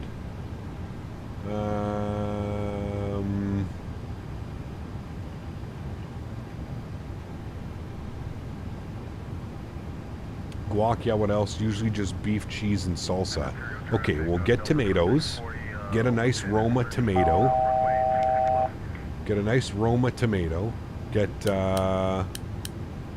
some tomatoes, an onion, some green pepper. Get a Roma tomato, but put the tomato on after it's cooked. So cook it with green pepper and onions, and then after it's cooked, put some fresh Roma tomatoes on top. Chop them up very slightly.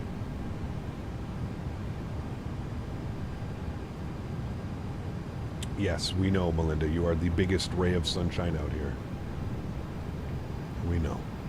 We know, we know. It's your MO now. It's your cue.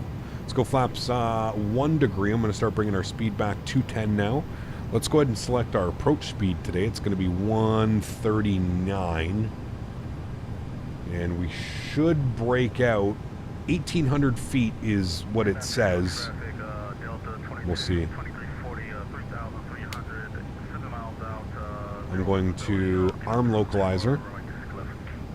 We are descending now. I'm going to go down to 3,400 feet to capture slope. I think Lokestar captured. Good. And then we can arm our approach. And we'll wait for vertical speed. I'm going to chill this out to 500. I'm going to start rolling my speed back down to 190 as well. And I'm going to go flaps 5. There's glide slope capture. Good. I'm going to go flaps 5 degrees. Starting to rain. I wonder if we'll get puddles on the ground. Probably not. I don't think this scenery's been updated for X-Plane 12. It might have been, but I think I'm pretty sure I'm just running the X-Plane 11 version.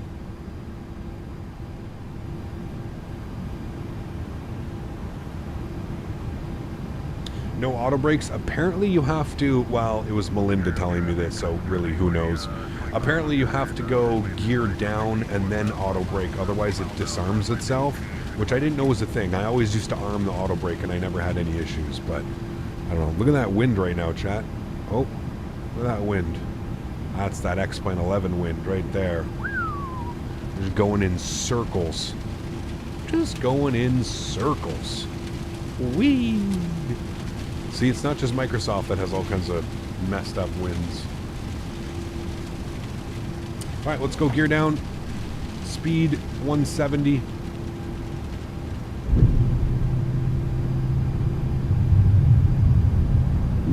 We'll go flaps 15 degrees. And we'll get our final approach speed plugged in, which was 139.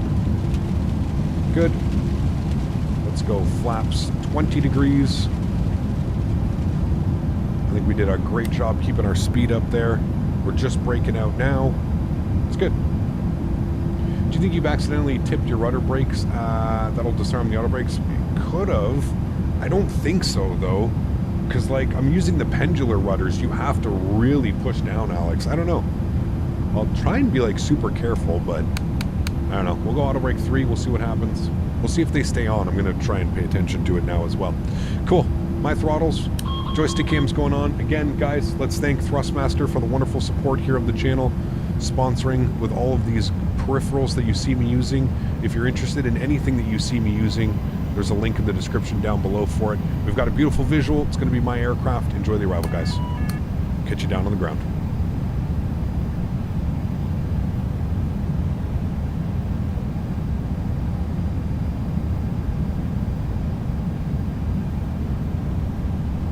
The winds have smartened up. Feel a little bit better now. And Ontario traffic, Delta 2340, landing runway 26 left, troll on the ground, on the approach pad at airport 26 left. Ontario traffic, FedEx, forgot our call sign. What are we? FedEx, too many call signs, chat. FedEx 3812. FedEx 3812 is on a short final, 26 left, Ontario.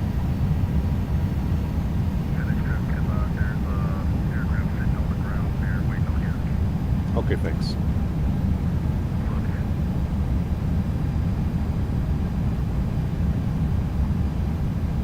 All right, beautiful. Looking good. I'm not getting any call-outs, though, which is a little bit... I don't know why we wouldn't be getting call-outs.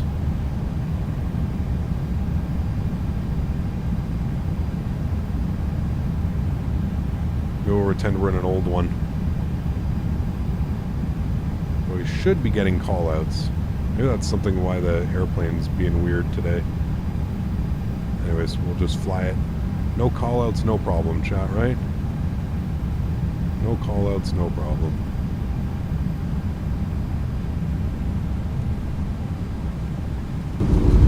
No callouts, no problem, chat. Nose down gently. Decelerating.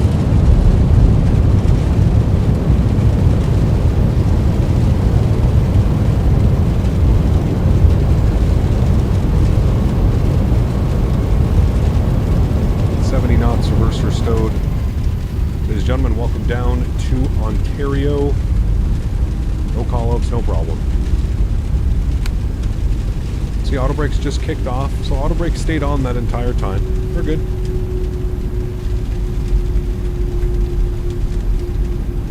There was a troll on the runway as well, so... it's weird, I don't know, I feel like this sound pack kind of messed something up. I installed it exactly the way that I should have installed it. It's kind of weird too because I'm not getting any clicks or any switches either, so I don't know. You don't need callouts? Well, I mean, ideally we get callouts, right? But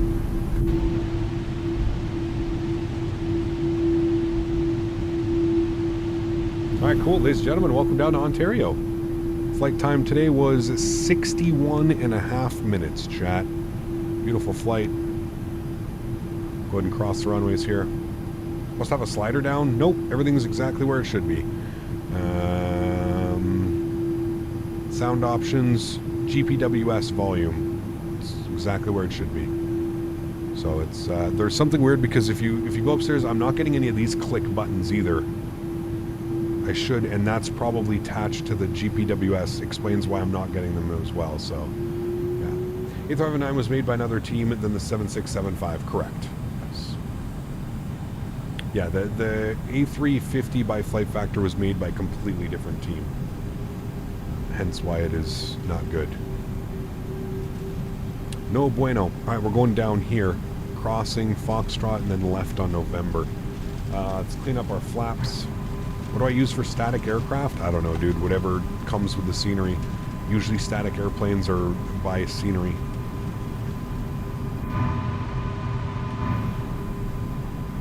Across the runway, landing lights are off, strobe lights off, wing lights off, and we'll spool up the APU. Be a good Microsoft challenge, no callouts, no problem. Yeah, I don't know, it's weird. It's weird. I don't know why I'm not having any of those buttons or anything like that. It's weird. Blame Dan. Yep. I mean, it's the only sensible thing to do here. Anyways, we made it. 61 minutes. Perfect flight. Nice buttery landing. I mean, doesn't get any better than that. In the touchdown zone. Nice and smooth for our cargo. We'll look at the replay here in a sec. We'll look at how easy was it to set up all your X-Plane 11 add-ons, etc. at X-Plane 12? Just a copy-paste, CJ, for the most part. Now, keep in mind, if you're copying and pasting scenery, you're not going to get like the updated ground, you know, puddles and stuff and all the new features of X-Plane 12. If you wanted to get all of that, you'd have to go download the newer version of the sceneries that you have. Okay. Are the graphics better on Microsoft? I would think so, yes. Personal opinion, of course.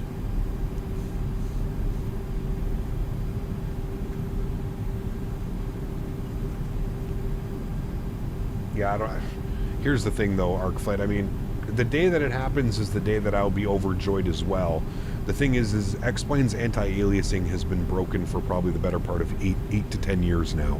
It's something that they've never been able to address or fix. So, I don't know. Good luck. If you want puddle sim, you need to update the scenery. Yes, or just go with default scenery. That would be the main thing there. Alright, APU Gen is on. Yes, see, none of those buttons are making noises, and those buttons should make noise. We should hear a clicking noise. So what I may do is I may reinstall the sound pack. While we take this little break, I'm going to reinstall the sound pack and get it kind of fixed. Alright, how about that, chat? Reinstall it, make sure everything's working well.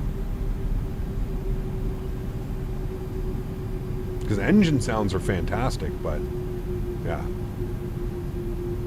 Well, my guess is when they do fix it, ArcFlight, it's going to affect the performance so drastically, because I think that's one of the things about X-Plane, why it runs so well, is just because there's no real anti-aliasing or anything like that, right? But yeah.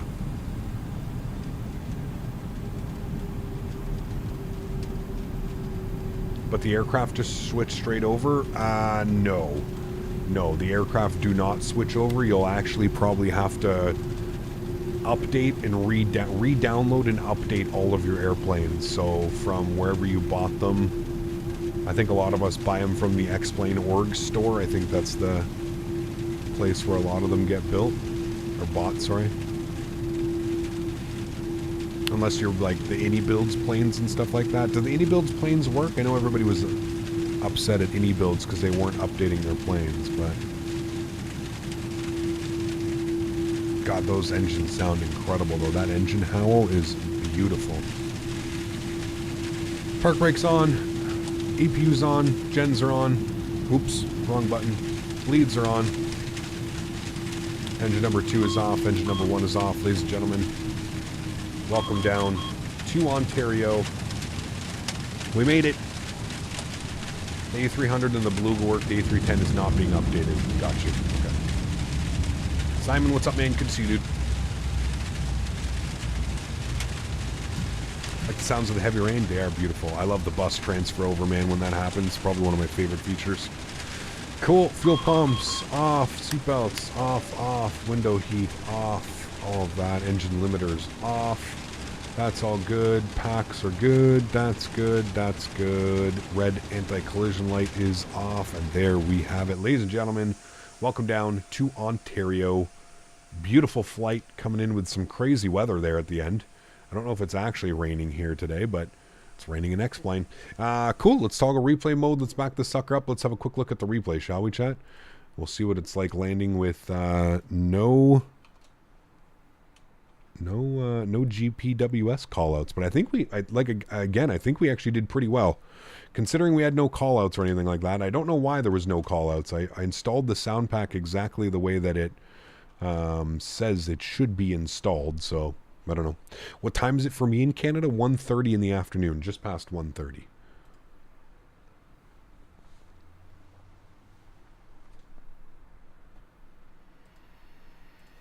I can turn up the exterior sounds.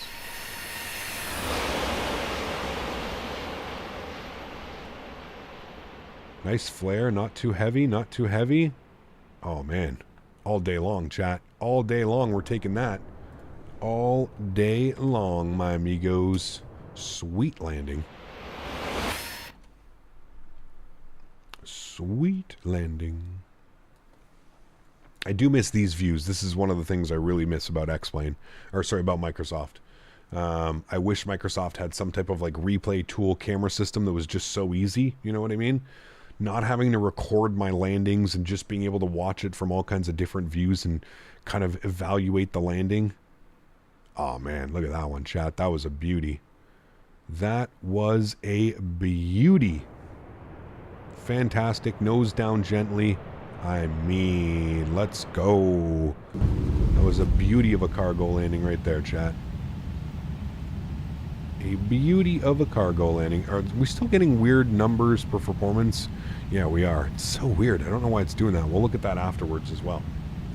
We will look at that. Only thing I miss about X-Plane 12 are the camera views and the replays. Yep, I agree, man.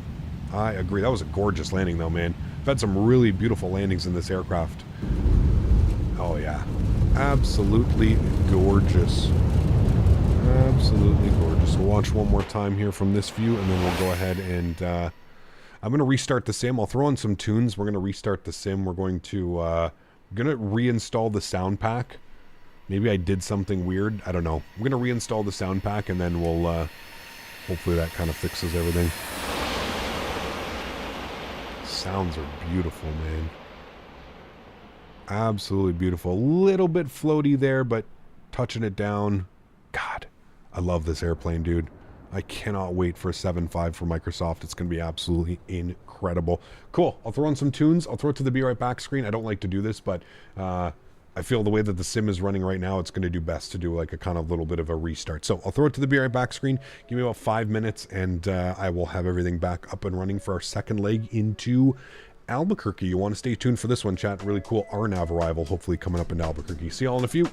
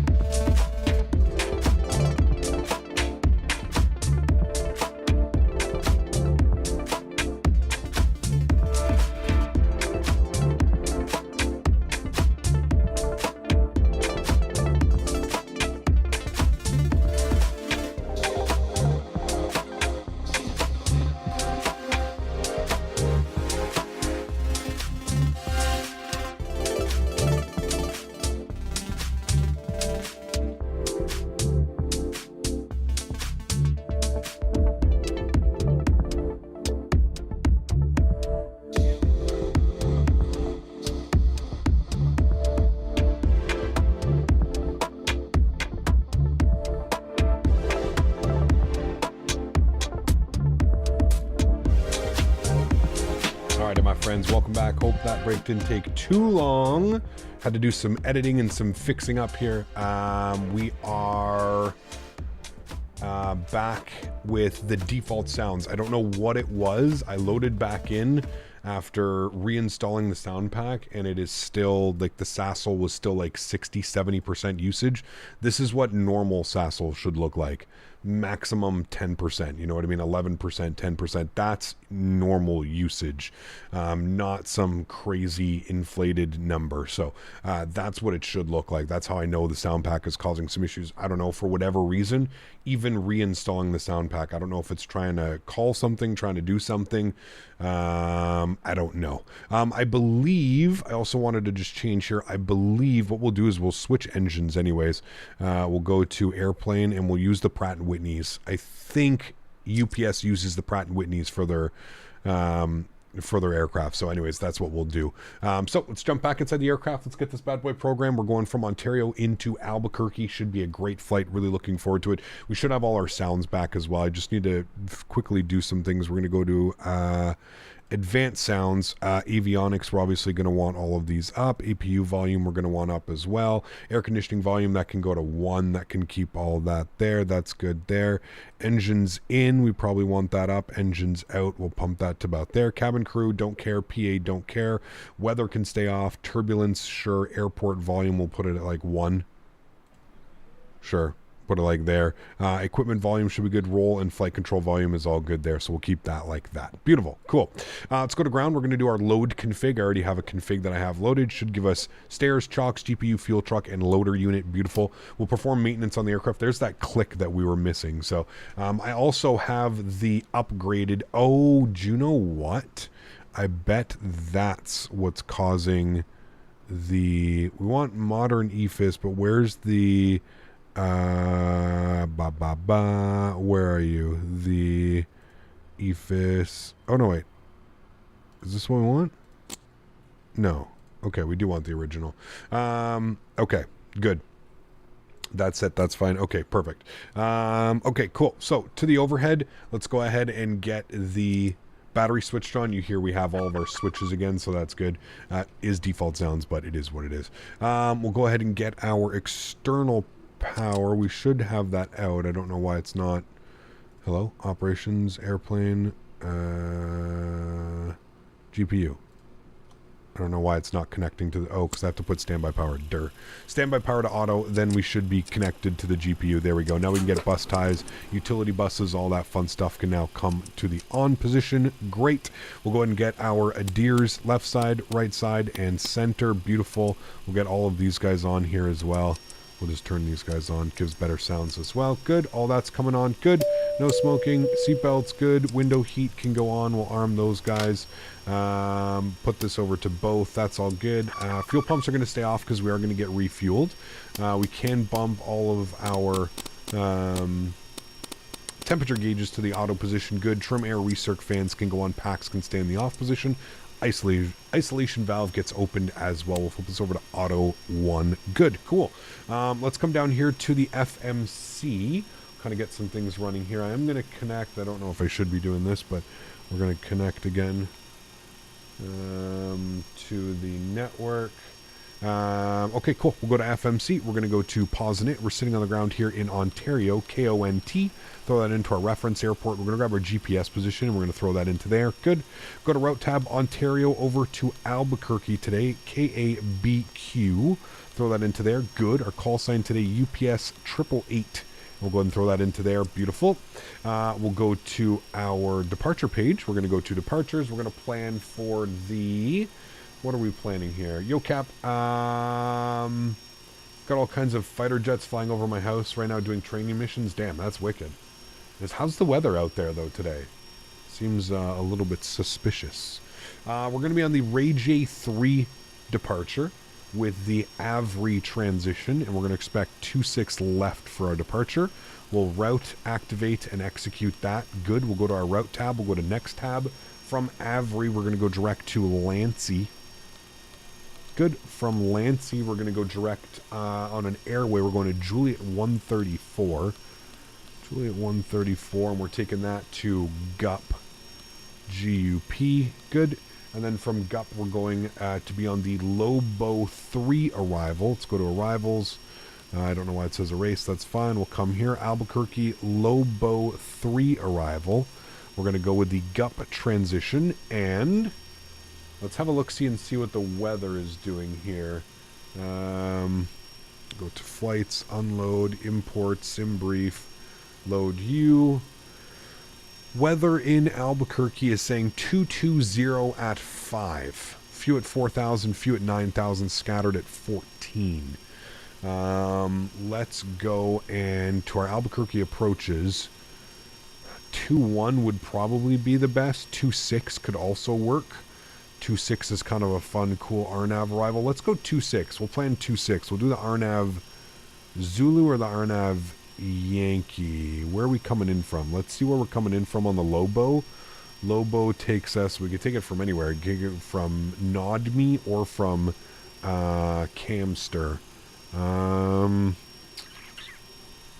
This would be from Nodme. This one would be from... Yeah, okay. We'll do the RNAV Yankee from Nodme. So we'll pin that and we'll select that. Cool. So we'll be the RNAV Yankee.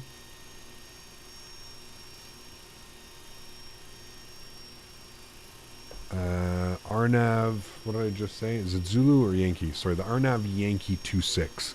RNAV Yankee 26, we'll select that, and we want it via NodMe, and we'll go ahead and execute that. Good. Go to our legs page, we'll scroll through, make sure we don't have any discontinuities or anything like that in our flight plan. We'll execute that. That's all good, that's all good, that's all good. Beautiful. That's all good as well. Sweet. Cool. That's done. I should have been loading while we were doing all of this. Let me go to airplane, and we'll open up the doors, and we'll go ahead and go to ground, and we'll go ahead and plan for a zero fuel weight of 88.1. So that's going to be full 88.1. Yeah, it's going to be 15 pallets. 88.1. We need another 6,000 onto that. So that's going to be 87.20. We'll call it 87.20. That's 88.1 on the zero fuel weight. There we go. We'll optimize the CG. We want 21% CG. That's much better. And we'll go ahead and load aircraft. Fuck. I shouldn't have done that. We need less fuel than that. We only need, what I'll do is afterwards we'll retouch the load where I can put in the fuel. We only needed 10,122 kilograms of fuel, so we'll fix that afterwards. Okay, cool. That's being done. That's done. That's set. Wonderful. What kind of performance am I getting here right now? Decent performance. Okay. Better than I was. It's gloomy, been gloomy the last couple of days. Damn, that's crazy. Cap, what add-ons do I have installed? I just have a lot of third-party stuff installed right now. That's pretty much it. I don't have too many. I've got like our, I've got the airport scenery that we're flying into, so Vertical Sim, Ontario. I've got obviously the FlightFactor aircraft, and I'm running FS Realistic, and I'm running XP Realistic, sorry, and I'm running, Ortho. And that's pretty much it. I find like we're running the things that like the bare minimums of what you would probably need to run the sim properly. Ooh, another 7.5 in front of us. That's definitely a 7.5. Yes, correct. Another 7.5 in front of us. Very cool. I'm gonna disable that. Good. Cool. Gloomy is nice though. It hasn't been hot. I'm done with summer and the heat. Yeah, man. I mean, it's coming, right? It's coming. We're halfway through September already, which is crazy to think. So it's definitely coming. Let's have a brief look here at the Ray J3 departure. Our top altitude will be, says assigned by ETC, but 15,000 feet. So we'll go ahead and select 15,000 feet on our initial climb. Good. Runway heading, we're going to be off runway 26, so we'll bug that up. We'll go runway 26 on our runway heading in case we need to go vectors or heading mode or anything like that. So 26 is in there. Good. We'll turn that guy on here. Good. Sweet. Hiccup, is my new gaming chair in there? It is, yes. It's on its way to you, my friend. I will have it there soon. Let's go ahead and position light can come on. They're going to be finished loading here in a second. But again, I am going to retouch the fuel load because I forgot to change it. We have too much fuel on board right now. Your Kutal is acting up on Microsoft again. Uh-oh. That's not good. Are you, have you updated the, I know that there's been an update for it, so I don't know.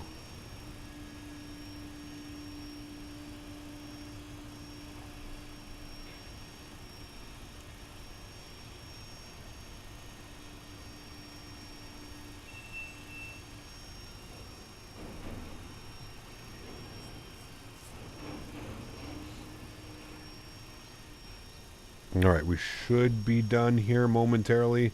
I think it's going to give us 13 something on the fuel. But we don't need that much. And we're landing high elevation into Albuquerque, so we really don't need that much. We need 10,100 kilograms.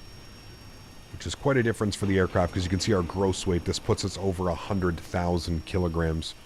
Doesn't that make us heavier? I can't remember what... Is it gross weight or is zero fuel weight to make it work like that? Alright, the plane is loaded. So what you can do is you can put 10,100 into here, and then you can go retouch load.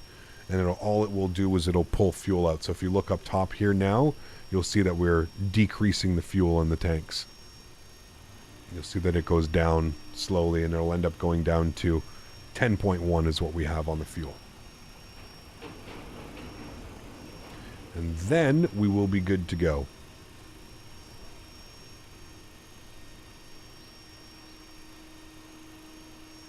Uninstalled completely and reinstalled yesterday. Going to check the log.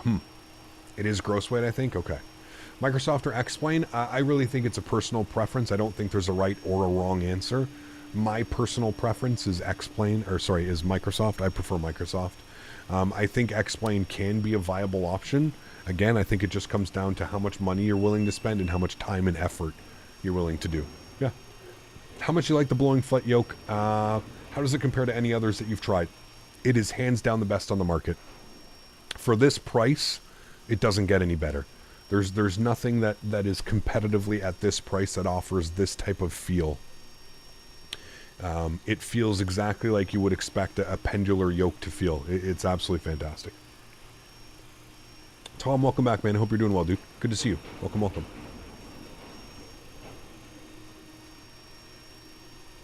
Remember, guys, if you haven't done so, don't forget to smash down that thumbs up button. We're about to depart over to Albuquerque. Flight time was showing here an hour and 15 minutes. So we'll see. Actually, sorry, an hour and 18 minutes. We'll see what it actually ends up being, but we should be close to that. Fuel is coming back now. Again, we're looking for 10,100 on the fuel. So we've got about 1,700 kilograms to lose.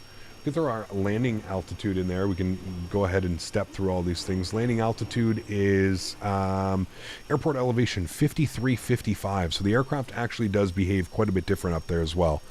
5555. So we can actually bug that up. We'll go 5560, I think is what we should be doing. You always round up.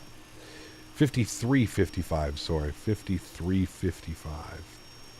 So go 5360. That will be our landing altitude. We'll get that up there. Good. We're almost ready on the fuel. Let's just go ahead and spool up the EPU while we're sitting here and doing this. Good. EPU's going. Then we'll be all ready to go. Auto brake can go over to RTO.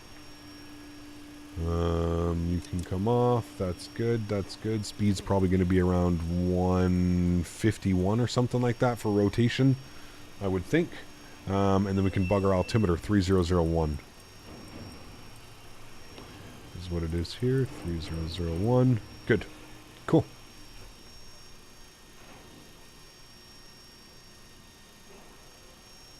I hope there was a way to send this over to the other one, too.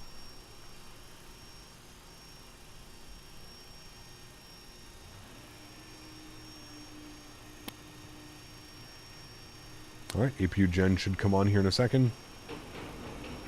There's the fail, so we'll go ahead and get APU gen on. Good. External power can come off. We'll get our APU bleed system on. Good. Duct pressure is alive. We'll get our right pack on for now until we get everything else situated. Good. We should be now fully loaded. Proper fuel, proper weights. Good, which we are. We'll go to ground. Actually, sorry, we'll go to aircraft. We'll go ahead and remove, closed doors, left, front, and our main cargo door. Good. We'll then go to our ground. We'll move the chalk, stairs, fuel, GPU, and loader units. Everything is done there. Can perform maintenance quickly on the aircraft. Don't need it, but it's all good there. Let's go to the overhead. We're all set there. We'll go ahead and get this guy down here. We'll come to our KnitRef tab, plug in some numbers. 88.1 on the 0 fuel weight. That's exactly what we're supposed to be. Reserves, we're going to go with 2. We're looking for a cruise level, once again, of 350. Our cost index today, again, 35 as per normal. Our cruise winds, or average wind component, up at our top of climb, will be 246 at 74. So nice, like, quartering tailish wind. 246 at 74. Good, we'll bug that up. We'll go to takeoff. Flaps will be set to position 5 degrees. Thrust today, we're going 45 as we are a little bit heavy. 20% CG, which is a trim of 5.0, and we'll select our V speeds 47, 50, 54. We'll bump that up a little bit. 54, 15,260 is in. Good. Let's go to plugins. Let's go to better pushback. Let's go to start pushback. Alright, we're going to go like this. That's Mr. John Fly. Does John Fly even stream anymore? I haven't heard or seen of John Fly in the flight sim community in quite a while, man. He was over on Twitch, but I didn't see him at the expo. I haven't seen him in many years, actually, now it's been. Fuel pumps are all going on. Red beacon light is going on. APU, good. That's all good. That's all good. Alright, sweet. Cool. We're looking great, chat. Sounds are up. Everything's looking good. Gotta start playing Microsoft again? Yeah. He occasionally does stream? Okay. Jack, I explain more than Microsoft? I prefer Microsoft. Just a personal choice, though. I don't think there's a right or a wrong answer. Flight directors. Left, right.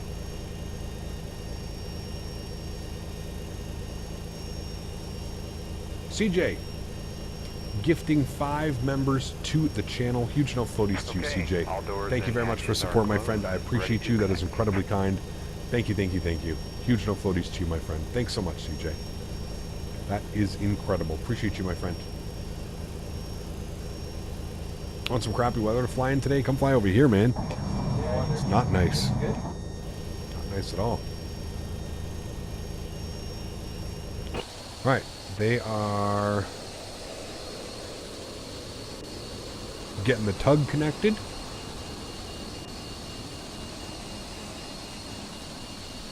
Blue Bird Simulation. One of the main reasons we're flying this airplane right now, because boy oh boy are we ready to see what you've got cooking up for us. Huge no floaties to you, my friend. Thank you very, very much. That is incredibly kind. That is the group behind the 757 that is coming from Microsoft Flight Simulator chat. So huge no floaties to you, Bluebird. Thank you very much. That is incredibly kind as well. I'm excited, man. I'm so excited. I know I have a lot of faith, but thank you for the continued support, and thank you for not only becoming a member, I think like a couple weeks ago, but also 10 gifted members. I really do appreciate that. All right, cool. We're looking good. Let's go to the overhead. We've got APU bleed. We've got pressure. It's got our right pack off, so we have full bleed pressure. We'll go engine number 2 over to ground. We'll flip this system down here, and we'll look for N2 percentage. I think for the Pratt & Whitney's, it's less than... Oops. I think for the Pratt & Whitney's, it's less. I think it's about 20% the intro fuel. Again, we are using the different engines, the Pratt & Whitney's today. Thank you, Cap. We're hard at work on the 7.5. Hey, I'm very excited, man. Very excited for what the future holds for you guys. It looks extremely promising. Extremely promising.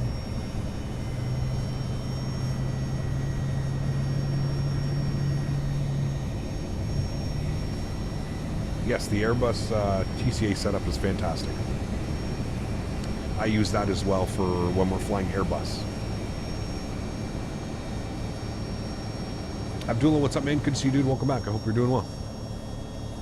All right, that's a good start on engine numero 2. Usually I would wait for pushback, but we'll just spool up engine number 1. I kept you guys here waiting a little bit longer than I should have anyways. Spooling up Engine number 1, N2 is rising, looking for 20%. Recently got this bird in the FlightFactor 7.6, love them both. They're a lot of fun to fly, man. I ain't gonna deny that, you know. Operations complete. They're a lot of fun to fly. Parking brake. Alright, we'll introduce fuel. Engine number 1, we'll set our park brake. Disconnecting tow. Stand by. Beautiful. He's disconnecting. I love that bus transfer switch over, man, of those old school CRT screens. Wonderful. Hey, Bluebird, if you can somehow make that into the thing, that whole little flicker that it makes, the transition between the buses. Sound pack? No, these are default sounds, Diego. I had to go back to default sounds. The sound pack is screwing some things up. I'm getting weird, like, Sassel numbers. Sassel was running at like 60, 70% when I was using the sound pack. I don't know why. Something about the flight loop and draw misc was being weird. Anyways, Tow is disconnected and bypassed. you can see it's much better now at 13%. We'll see you next time. Have a safe flight. Hey man, Zemp, everybody's entitled to their opinion, dude, but you don't need to, you know, you don't need to. Listen, dude, I am super critical about X-Plane as well, but I don't come across and just say, X-Plane's trash, it's bullshit. You know, you don't, it's okay to have your opinion, but you don't have to come in and feel like your opinion is, needs to be heard by everybody, man. You can sit there quietly and have your opinions, no problem, right? All right, we're looking at 5 on our trim value. That's good there. Beautiful. Flaps will be set to 5 degrees, which will be 2 notches. Let's come back to the overhead. Let's get our packs to the on position. We'll get our engine bleeds on. APU bleed comes off. We'll go ahead and kill the APU. Beautiful. We should have 2 warnings now. Left engine something mode.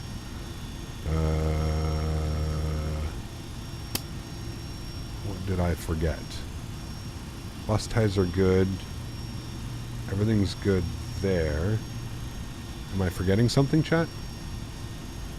Left engine EEC mode. Or does it always say that until you put power in, I think, doesn't it? I think it does. Anyways, park brakes off.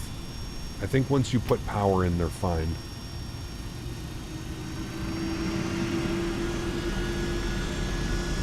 I don't know if I enjoy the Pratt & Whitney sounds more than the RBs.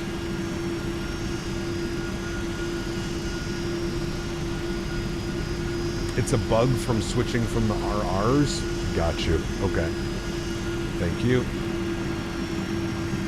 Pratt & Whitney doesn't have EECs, if I remember correctly. Yeah, somebody just said it's a bug. Which makes sense. So we'll just leave it. APU gen can come off, though.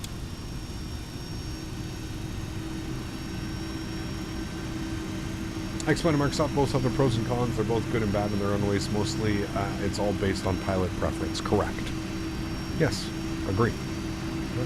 Is LNAV going to work today? It should. We restarted. Fingers crossed it should.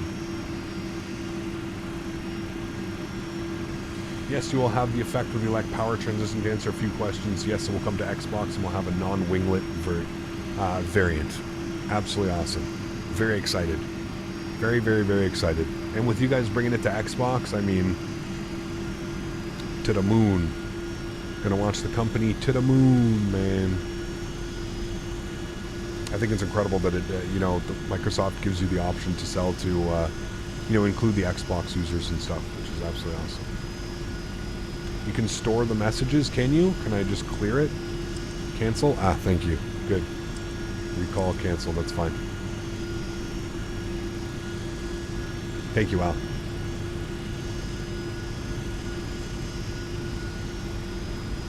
Performance at some of these bigger airports and some of these hubs are definitely still an issue with X-Plane, though. I think we're struggling on frames right now. What are we getting? We're getting 26 FPS right now.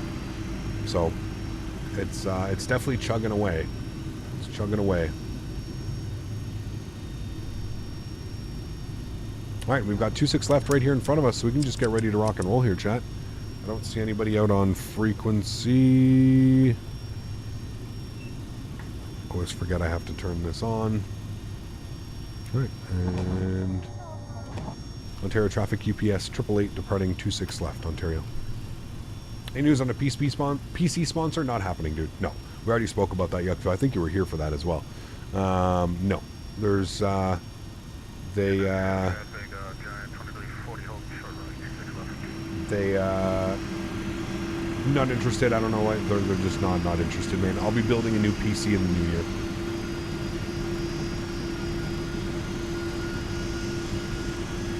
I'll most likely do it.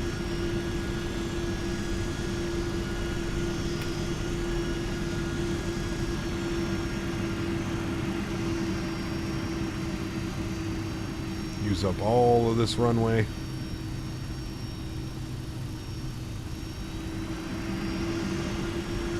The default sounds aren't the worst, but they get a little bit weird. You'll see up here on the top end. I think it's a little bit weird. That was a beautiful lineup though, chat. I really like that one. Cool.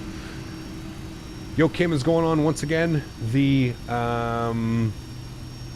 Yoke Cayman is sponsored by the wonderful team over at Thrustmaster. If you want any more information about what you see, any of the peripherals that you see me using, everything is in the link in the description down below. Shout out to Thrustmaster for sponsoring this channel and everything that they do for the flight sim community. Sounds are going up. Enjoy the departure, friends. Catch all on the other side. Throttles to 40%. I think I'm supposed to eliminate this lower one here. Yeah, there we go. Cool. Chrono's on. Let's get it. Toga.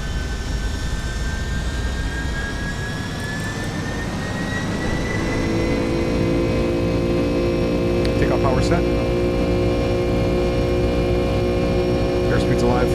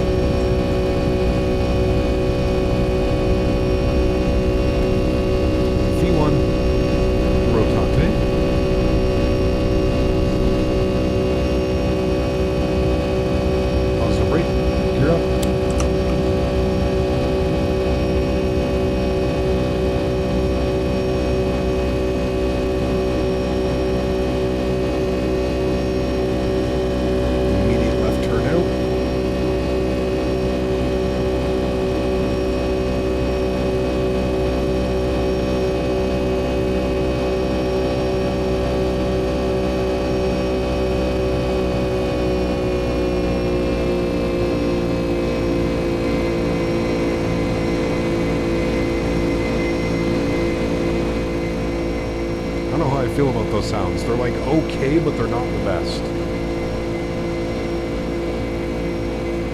I feel like they're looping pretty quickly. Flaps 1. Thrust reduction was nice, yeah.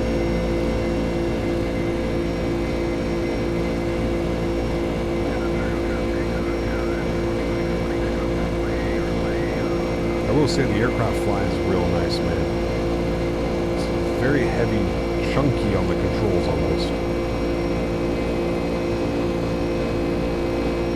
You have to be very heavy with your inputs.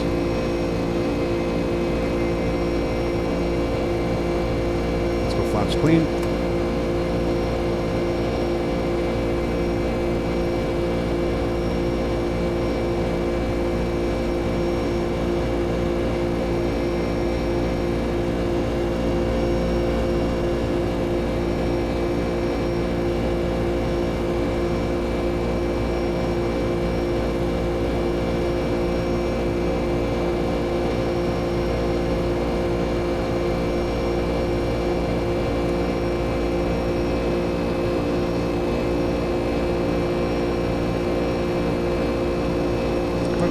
On flight deck.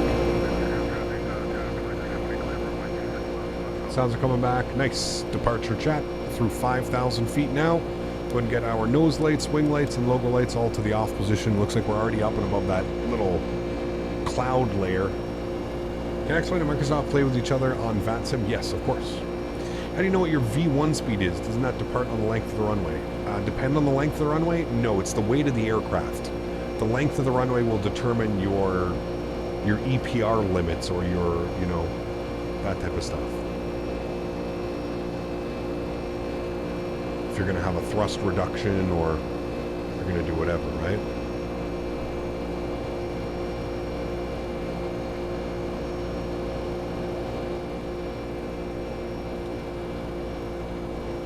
How does that work? Explain playing with Microsoft. Because you're just on a network, right? That's all it is. You're just on a network. I think there's a hold here at 7,000 feet. Yeah, below 7,000 at Ray G. So the aircraft is maintaining 7,000 feet.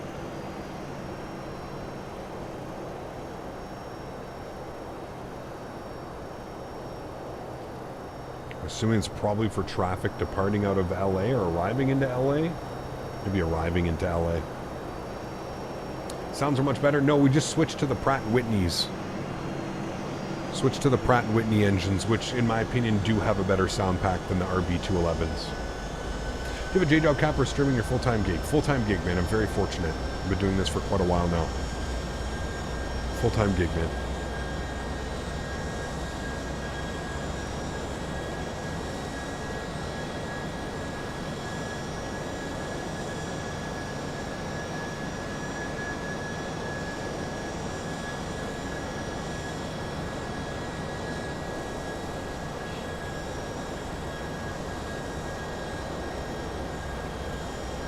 So Ray J till 7. Excuse me. Elbow at 8. And then already above 13. So after elbow, we'll start to climb out. What brought you back to X-Plane? This airplane and the Q400. If I'm being honest with you, I kind of got sick and tired of flying the 737 and the A320 over and over and over and over again. Like any normal person, right? Like any normal person. It gets a little bit old when all you can fly is a 737 and an A320. I absolutely love Microsoft as a platform. It's just that we, you know, it takes a while to develop good products, man. You know, it takes developers a while. There's a lot of variables that go into developing a complex aircraft. So yeah. Correct. V1 is based off your weight of the aircraft, 100%. How heavy you are and when you can start flying, essentially, is when that kicks in, right? Okay, there's the 8,000 foot restriction till elbow. We're almost at elbow, so we should start climbing any second now again. Aircraft will shoot up like a rocket. Could you fly the 310 soon? Pardon me. Most likely, yes, because the A300 is coming soon as well before the end of the year. So, yeah. When do I leave for World Flight? November 4th. Very, very early in the morning. I have to be at the airport for about 4:30 a.m. on Saturday, November 4th. 4:30 a.m. Just departed. Keysan is 738 FedEx. Hopefully can catch up to you guys on the way. Sounds good, man. I mean, you're not that far. What is World Flight? You can put !WF in chat. And then follow the Nightbot command. You should make a trip report of your trip down to LAX. Well, I'm not going in LAX. I'm going into Ontario, the airport we just departed out of. We'll see, man. I always make like Instagram videos and stuff like that. Instagram or YouTube shorts of my departures and landings. As for like making trip reports, like sitting on the airplane and showcasing what it... No. It's not really my thing, man. I just love getting on an airplane and looking out the window and enjoying myself, man. Watching a movie or something, you know? I don't necessarily want to do trip reports. As much as I think I would like to do it, I don't know. Gio, what's up, my man? You're flying in on the 3rd? Nice. Did you guys get a place yet, Gio? I meant to ask you the other day. Did you guys get a place, or are you guys still just planning to do the hotel? Landing lights are off, and everything else is looking good. High Peaks is up there? It is. Right there.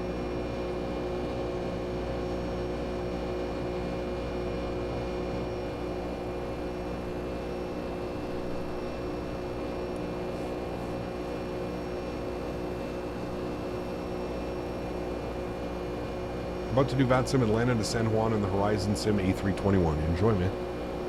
Enjoy.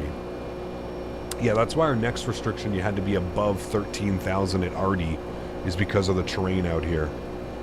That's exactly why you got to be above 13 at Arty.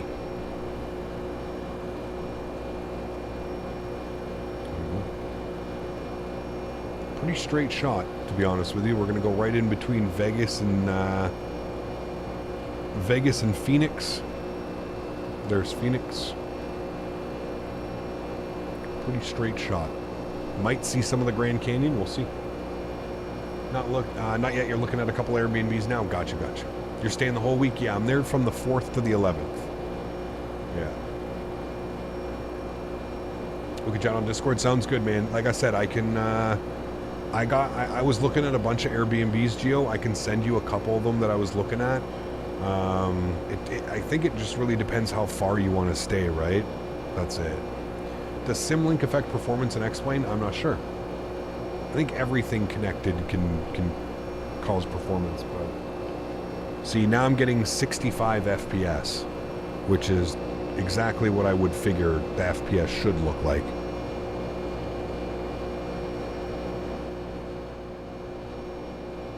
Yeah, we got an Airbnb. We're like 5 miles from the sim. So we got real lucky, man, locking down that Airbnb. And I apologize to anybody if I didn't like we just jumped on it, dude. Like, we immediately jumped on it as soon as we saw it. I didn't even think to like check with like a bunch of other people. We just saw it was a 5-bedroom, 6-bed, 3.5 bath, and we snagged it up, you know. Is Bluebird gonna have an option to display options on the PFD and ND old style versus upgraded? I'm not sure. I guess we'll have to wait and see, you know. We'll have to wait and see. Alright, there's altitude, so we'll bug up our cruise level 350. We'll re-engage VNAV all the way up 350. Beautiful. Give you guys back that beautiful view.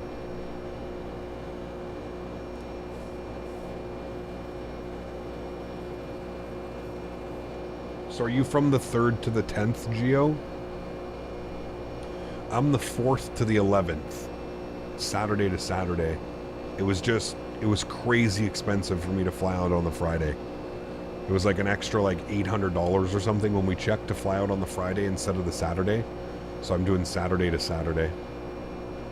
You have an 85 knot crosswind from Tampa to CVG. Oof. Smitty view? Sure.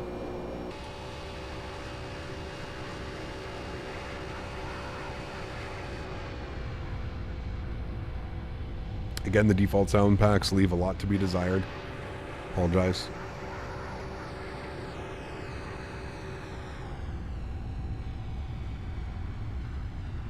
Somebody up there in an airplane, though.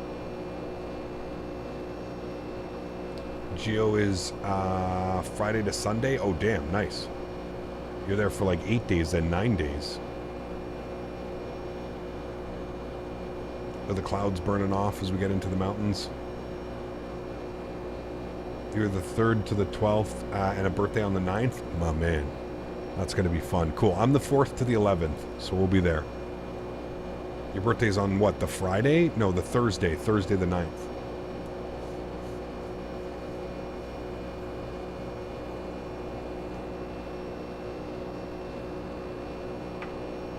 You're going to New York for Thanksgiving. Nice. Very cool. Canadian Thanksgiving or American Thanksgiving? When is American Thanksgiving? Sometime in November, isn't it?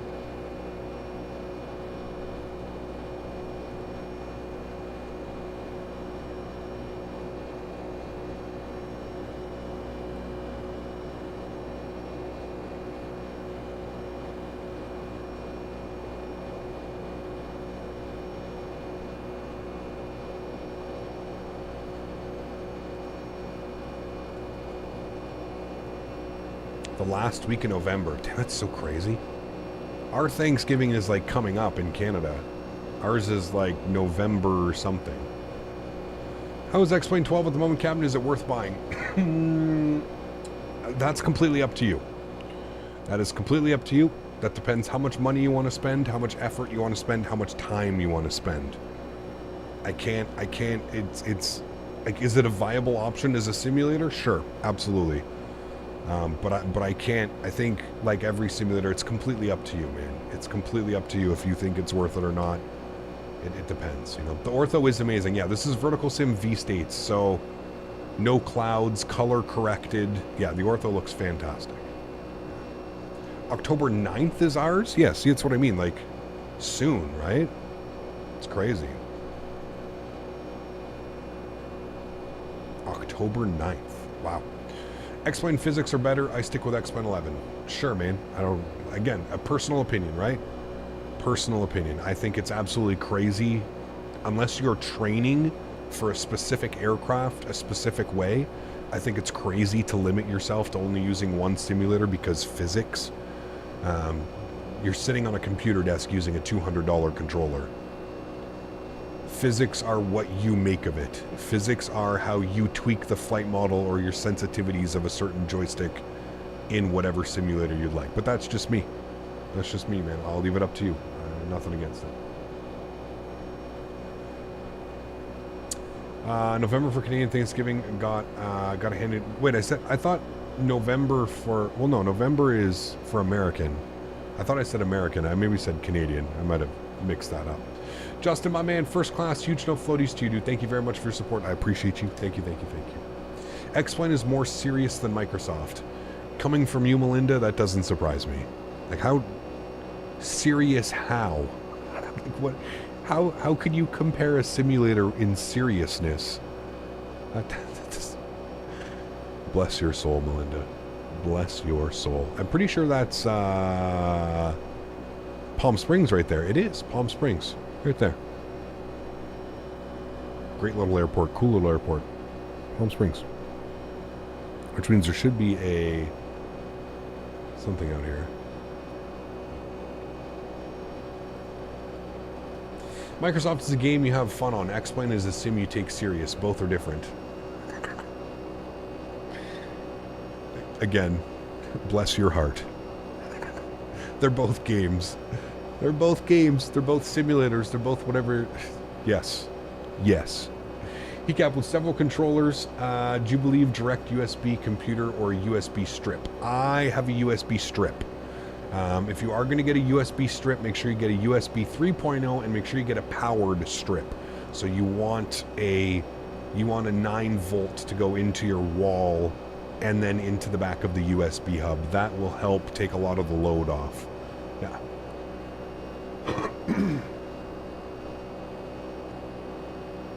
You have fun on X-Plane, that's all that matters, man. It's for you, right? It's what you enjoy doing. That's exactly it. If you have fun, then that's all that matters. You use whatever simulator you enjoy. That is the beauty of having a simulator, you know? It's great, isn't it? Standard barrow. Standard barrow. Good. All set there. We're 16 minutes into our flight. We're passing through 25,000 feet, chat. Look at that view. That is a beautiful view. I'm telling you, this is why I wanted to do this specific flight. The ortho out here, the color corrected ortho imagery by Vertical Sim V States is fantastic. This is, in my opinion, the best way that I could showcase X-Plane in this light, you know? You know, I bet most people that criticize Microsoft haven't even tried it, but whatever. I would say they've tried it, but again, like anything, like any type of simulator type game, it takes a good chunk of hours, right? It takes 20, 30, 40, 50 hours doing something before you start feeling comfortable with it normally, just like anything in life, right? So yeah, my guess is a lot of the people have either just like tried it and been like, nope, you know, done a couple flights, nope, something did something, you know. So I assume anyone who says Microsoft has never flown a Phoenix or a PMDG, I would agree. The Phoenix is, as I've mentioned, probably one of my favorite Airbus products, I think, for any simulator I've ever flown. Which CYL do you prefer for Microsoft? I use MK Studios. I think it's a little bit better done.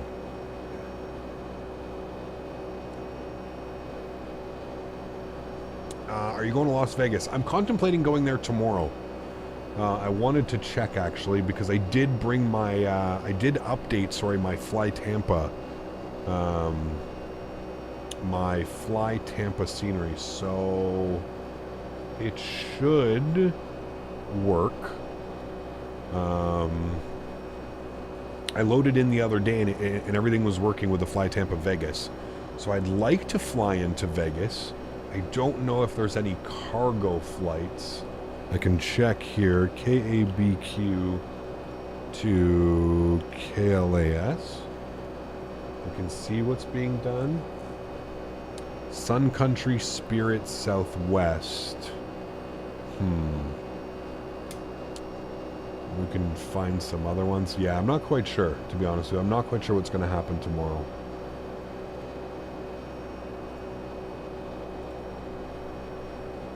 I'm going to look and see where the flights are out of Albuquerque. They're probably back to Ontario or something like that, to be honest.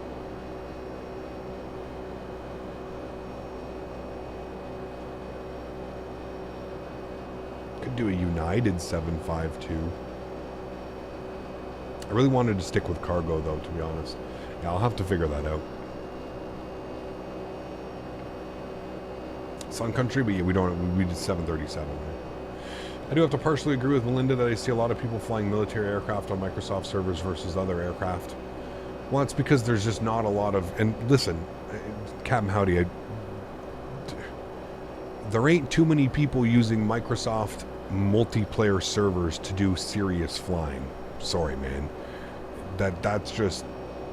X-Plane doesn't even have servers to offer that, right? So there ain't too many people who are going to be taking flying very serious if they're flying on Microsoft Flight Sim servers with shit going around and crazy. You can do anything in any sim, dude. There's fighter jets that you can buy for this one. There's fighter jets that you can buy. A sim, like I said, a sim is what you make of it, man. Yeah. Have you switched from Microsoft to X-Plane? No, just for this week, Oliver.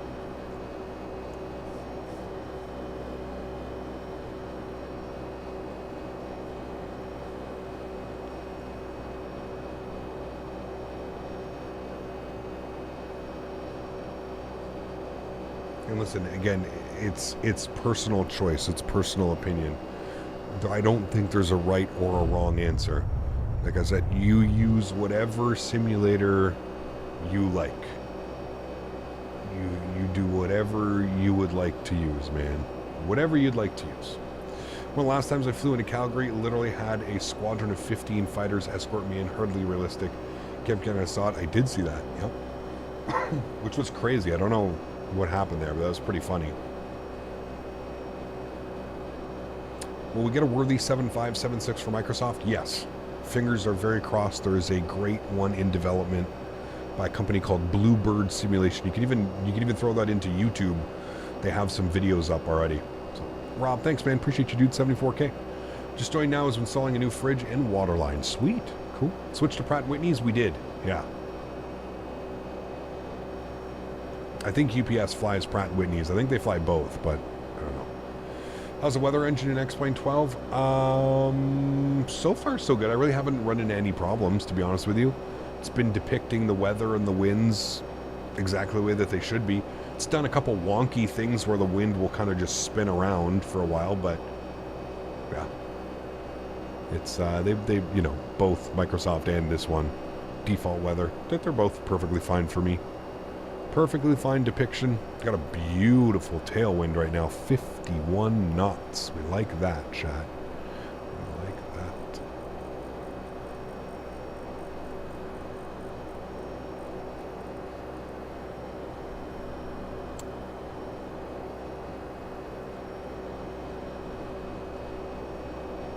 that. UPS is Pratt & Whitney exclusive on their A300s. Got you. Not gonna lie, this view looks nice. Of course, man. This is color corrected ortho imagery down there. It looks absolutely beautiful. Clouds off in the distance there. It looks great. We're switching actually from color corrected to regular ortho. So this is vertical sim V states, and then this is regular ortho. So you can see, I mean, ortho still looks absolutely fantastic, but you can see how color correction is in full swing here with the vertical sim V state, right? It's pretty crazy. Pretty crazy. Rob, huge enough floaties to you, man. 5 gifted members. You guys are absolutely incredible this weekend, man. Pretty sure we're up close to like 100 gifted members just through this weekend. Absolutely incredible, man. Thank you guys for the support. Truly do appreciate you, man. Thank you, thank you, thank you. Incredibly kind. Albuquerque Center is online. Sweet. They are indeed. Yeah. I don't know when we pass into them. Probably not till, well, probably up close to Phoenix, actually. I don't know when. I'll wait for the ping. That beep, beep, beep, beep. Beep, beep, beep.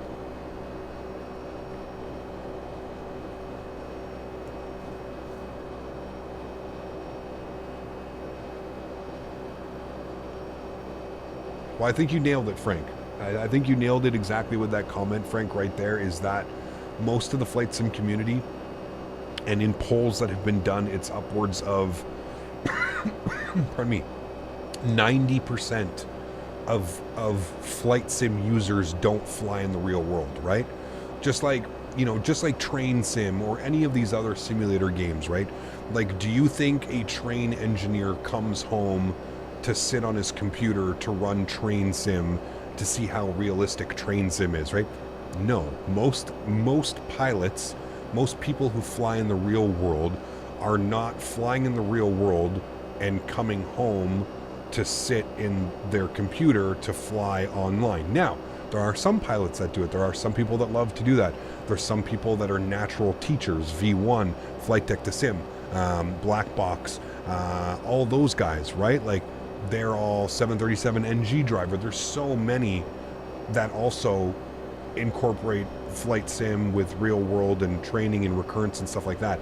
But for a majority of people, the eye candy is going to win 99% of the time, man. And that's just the reality of it, right?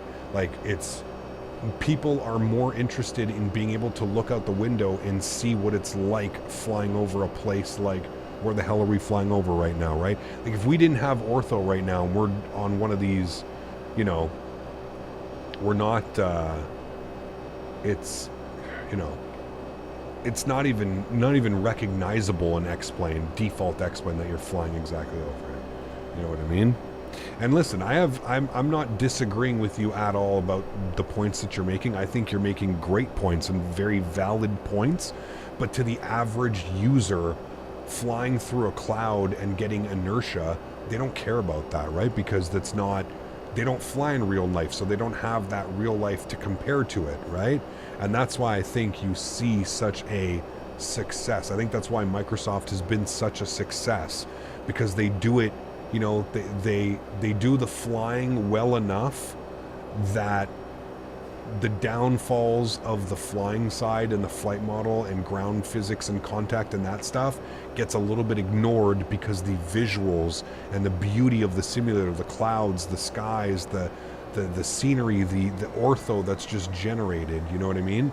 It's just there. It's in, you know, so that's where, and that's why I always think that, again, having these debates and people saying that one sim is better than the other, how can you say that when people use simulators for a completely different reason, right?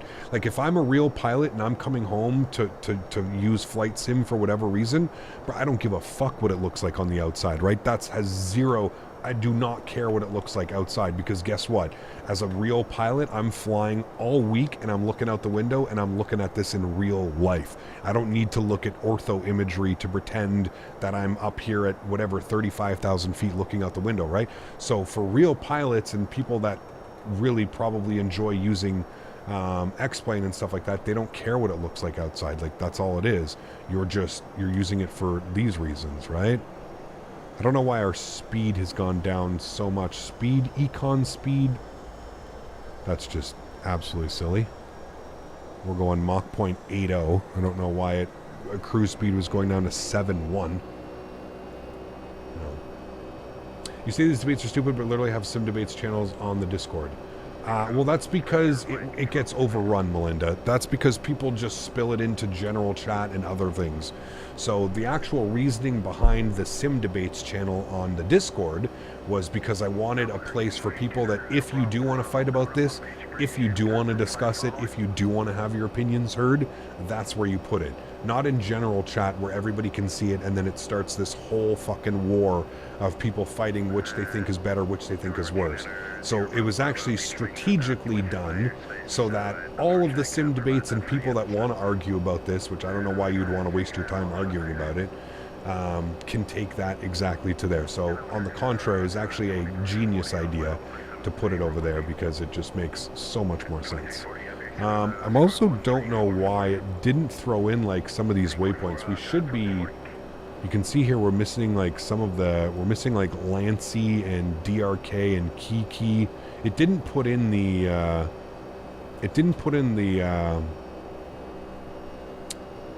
airwave very well, but that's weird. Albuquerque Center, good afternoon. UPS 888, flight level 350. UPS 888, Albuquerque Center, hello. Tuna, Squawk Mantra, and Squawk 7371. 7371. 7371. 2340, Charlie, good. Northeast, the Parker. No one is better, but that's why we can point out the differences. Exactly. Exactly.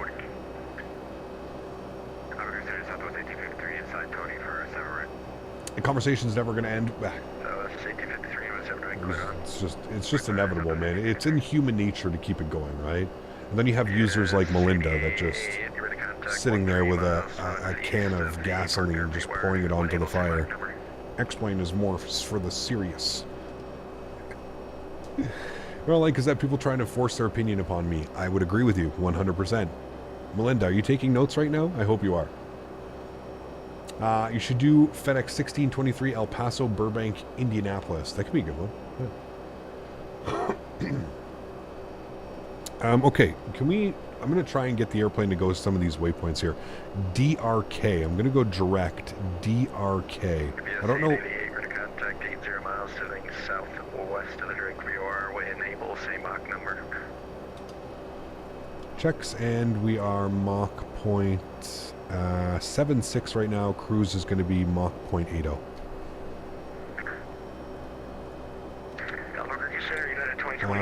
Okay, after DRK, it's going to be Kiki. Good.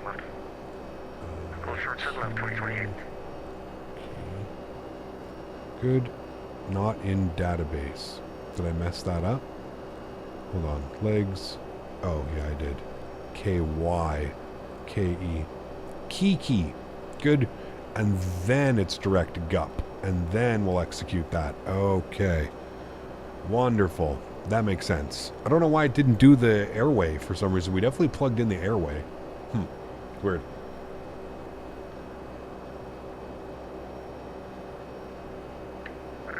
Hey Cam, how are you feeling about the new clouds? They're better. It's a step in the right direction. I think they still need some work, obviously, but they're definitely getting better than the last time I used this sim. 100%.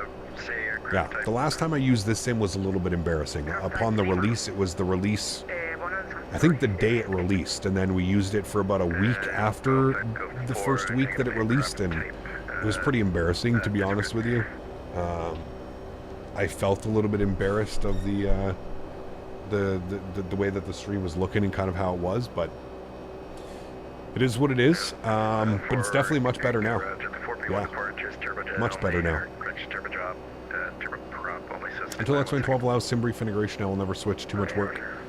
Well, you can do company routes, 49 Whiskey, right? So you can do a company route. You can save it on like your, you know, if you have SimBrief downloader, you can put it through here. You can SimBrief download. I used to have them. I don't think I have them. Yeah, I have to do X-Plane 12. But you can do a SimBrief downloader just like the PMDG, like the one-click export to selected formats. So it doesn't necessarily have SimBrief integration, but you can one-click to bring it in. So there's that, right?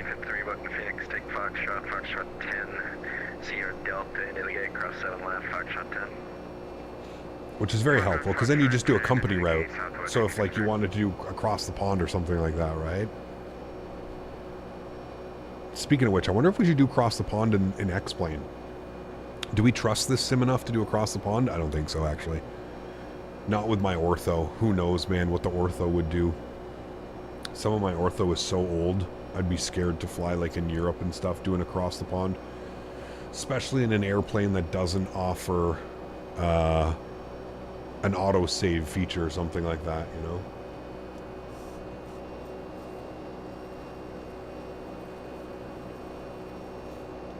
Erin, what do you mean the alert bug? Good morning, I'm Eccentric, United 725, position Oscar Hopper, question I for clear Tucson, correction I for clear. Water is water, shouldn't matter.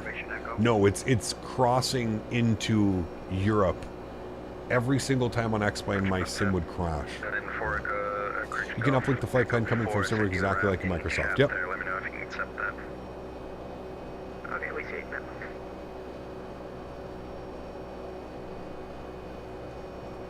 The Zeebo does have an autosave. The Zeebo has an autosave. The Tolus products have an autosave. Yeah. We will be coming to Melbourne on Thursday, Tom. We're going to be flying in Microsoft Flight Simulator, and we're going to be flying down under. Yes, we're going to go Sydney to Melbourne, back to Sydney for our evening, Thursday evening flight. Yes, will be very fun. 6369, let's see, I believe Monterey upline, ready for 78, quick change group. Frequency change approved to 2.8, so 6360. Have you tried the Tupolev? No. No. 340 was a flop. The 340 product saved with the 600 coming out. Roger, can you, Are you talking real life or? actually, can you go up to...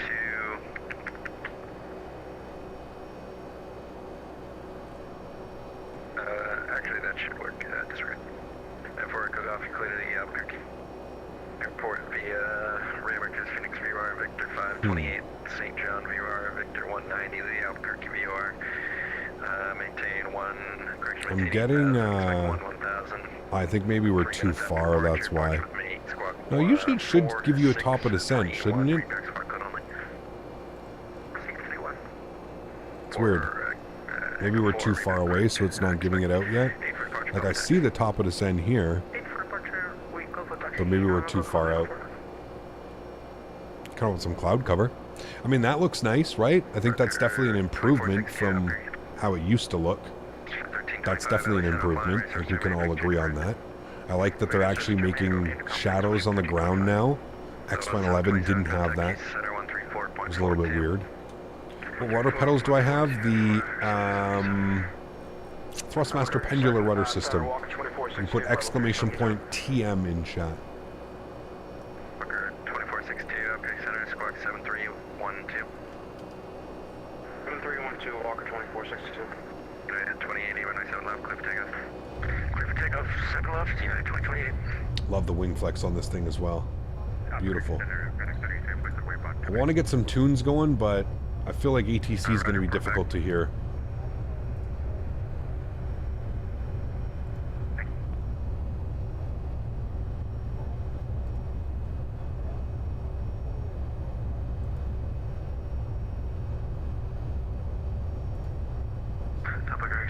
Afternoon, Southwest 2195, ready to fly level 360. 2195. Did you know that the same frequency on VATSIM, same as your chart? I know a lot of them are starting to do that as well. Yeah. Bye bye, Melinda. See you soon. Contact 65 miles to southwest of Drake VR when able. Say Mach number. 180 Walker 2462. Did we hit Mach 0.80 yet? We did, finally. I actually find the Pratt & Whitney engines are very underpowered, to be honest with you. We have a beautiful tailwind right now. 65 being weird knots. Contact 14 miles to north of Texaco VR. Making it a little bit bumpy up here.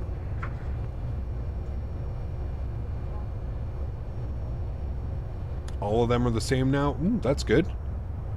Nice step in the right direction, right? 2028, ready to contact, say altitude passing. Tyler, my man, coming in with 10 gifted members. You guys are absolutely insane, dude. Absolutely insane.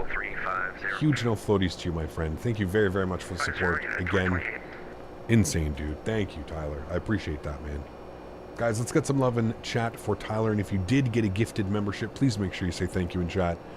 That is incredibly kind. I appreciate you, man. Thank you, thank you, thank you, buddy. Why does the radio sound so odd? It's different. It's X-Pilot. You don't really... it's weird. You don't really have a choice. The only thing I can do is like disable the realistic radio effect, and you'll see what it sounds like now. Like I just disabled it. You'll see how different it sounds. It sounds like you're talking to somebody through Discord. What's the 74K celebration? I don't know, man. I don't think we're gonna have one, to be honest with you. I felt 2340, Roger, still Mach 81, correct? See, it sounds like it's coming through like a Discord. 2340, Roger, just maintain Mach 0.81 and report back. We'll maintain 81, we'll report back, John 2340. Rez coming in for 6 months. Appreciate you, dude. Huge no floaties, my man. Thank you, thank you, thank you. Incredibly kind. Number Golf Echo 4, we are ready for taxi. We are on northwest from. You want the radio effect on. Number Golf Echo 4, What frequency, what are frequent flyer miles used for? Right now, you're just collecting them, man. You're just collecting them. We don't really have a ton of things that we can use it for. There's like a betting system, but it's a little bit weird. So, yeah. Yes, I have to switch Tango because Tango's points get... Southwest 25. he donates in Costa Rican pesos.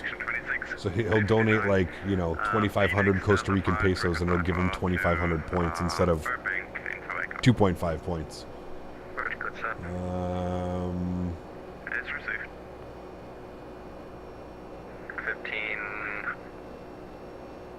1550. He's, correction, let's see, 4% on flying racer, survey for Childerz.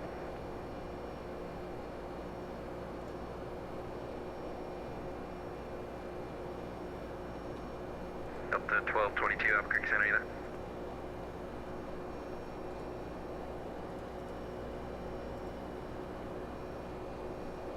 What was your job before doing YouTube? I was a welder, special metals welding. Those clouds don't look bad, man. Hey man, love the X-Plane 12 content. Is this the Mango Studio sound pack? No, this is default sounds. Just default, man. Points can be cool towards money off on new merch when you find us. Create some new stuff. Yes, that is the plan for 2024.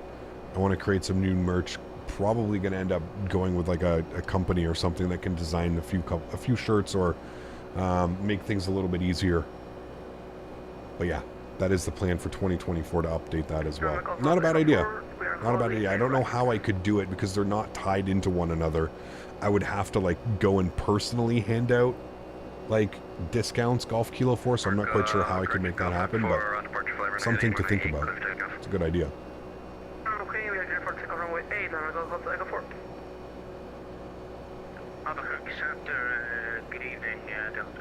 Can't last 5 minutes in X-Plane 12 without doing a barrel roll. What do you mean? It's a flight sim, man. Just fly the airplane like you would any other simulator and you'll be perfectly fine.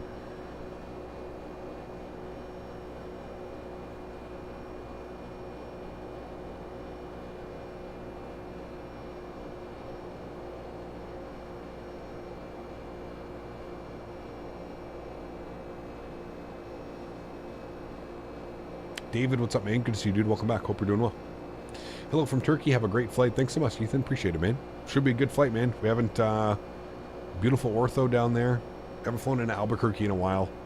And I'm hoping that the weather, I don't know if he's got an ATIS up right now, but hopefully he'll be a nice controller and give us some nice arrivals. The weather is still showing winds are variable at 5. They may have switched it now. We may have to expect something completely different.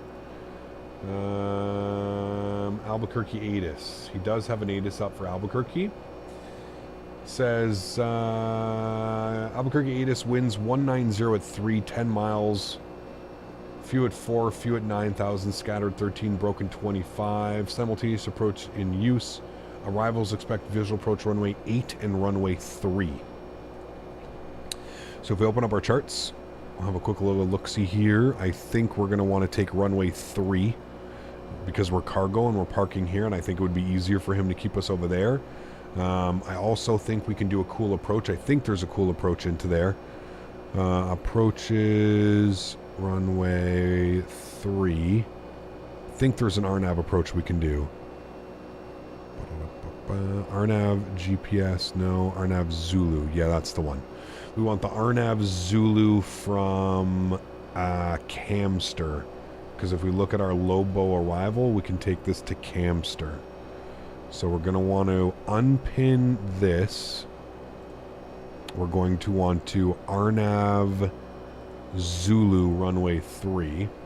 He got just took off from Manchester to Copenhagen. Speedbird 49 Kilo Mike loving bats him. Nice, Zach. Glad you're enjoying it, man. Sounds like a lot of fun. All right, come down here. Departures, arrivals. Lobo 3. Gup transition. RNAV Zulu runway 3 from Camster. And execute that. Go to our legs. Throw that. Push start here on discretion. Call me short of taxiway Delta. Do not push on to taxiway Delta. Shouldn't take us to the Albuquerque VOR. Is this the Albuquerque VOR? It is the Albuquerque VOR. Okay. So it should take us from Camster to Albuquerque VOR to Bean to Gurnall and then in. Bean, Gurnall, and then we're in. Okay. We'll do that. We'll shoot the visual RNAV approach. So cool. RNAV Zulu runway 3. We still get to do a cool RNAV approach, but it's not one of the circles, which sucks, but it's okay. What is my favorite simulator? I prefer Microsoft, but I still think that X-Plane is still a decent option. Still gives you options.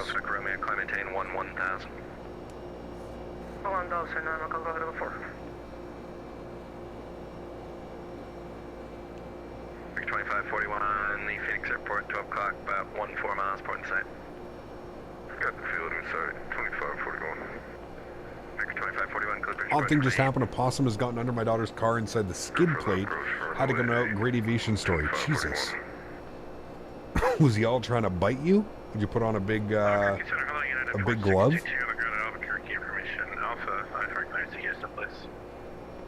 Ah, there's our top of the set. 114 miles, Jack.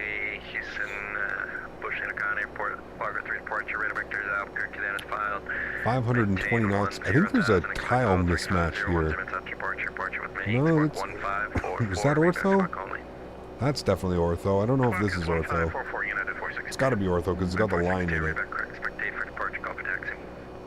This is weird ortho.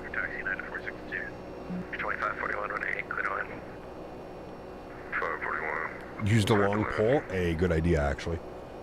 Good idea. Maybe I'm just spoiled with Microsoft, but hearing about ortho just feels old. I mean, it's no fun. I mean, you're waiting hours and hours and hours just sitting there as your PC generates ortho tiles. It's not fun waiting for it. But yeah.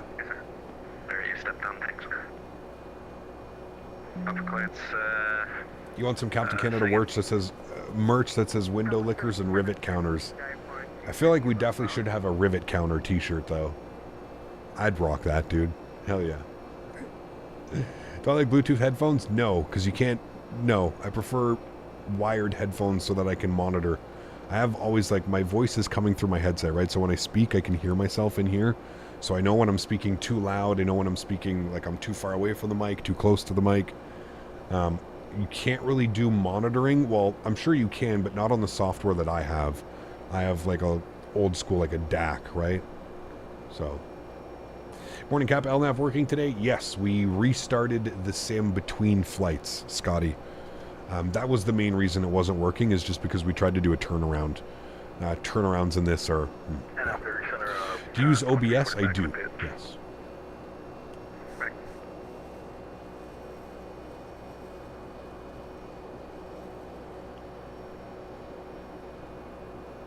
Cap, what motivated you to do X-Plane flights again? I was getting a little bit bored of flying the A320 and the 737 all the time. It had been like a good like 2-3 months of just rotating between those two planes. Wanted something a little bit different. And it basically marked 1 year since I had streamed X-Plane. So I wanted to go back into X-Plane after 1 year and see what has changed. To see if things got better, to see if things got worse. So, yeah. Does anisotropic filtering do anything? It does. It should. Yeah. Doesn't hearing your voice irritate you? Well, no, you're hearing it in real time. It just basically means, because I have noise-canceling headphones, it makes it very difficult. If you speak into a microphone without any voice monitor, like I said, you don't know how loud you are. I'm not hearing I'm not speaking and then hearing it afterwards. I'm hearing it in real time, so it's basically you're monitoring your voice. It's not crazy loud, but I just have it turned on so I can tell the difference between me speaking really loud and me, you know, being properly away from the microphone to that, you know. What headphones do I use? The Sony MDRs. You can put exclamation point, I think headset or headphones in chat, Gary. We'll give you a link, man. Is this any better than Microsoft or X-Men 11? Well, my opinion, no. My opinion, Microsoft is much better, but that's my opinion. I'm not saying that it's right or wrong. Everybody's going to have their own opinion. I prefer using Microsoft for my flying style and needs. Just like a musician being on stage, 100%. You always want to hear yourself so you know? Otherwise, it's too difficult. Like, there's too many other noises. You got VATSIM, you have the airplane. You when you're wearing noise-canceling headset, you can't, when you speak into a microphone, you can't really tell how loud you are.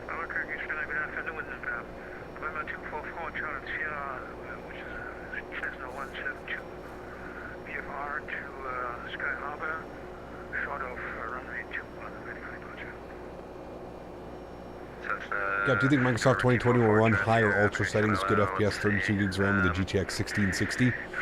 I feel like medium settings, just aviation, but even on medium settings, Microsoft looks fantastic.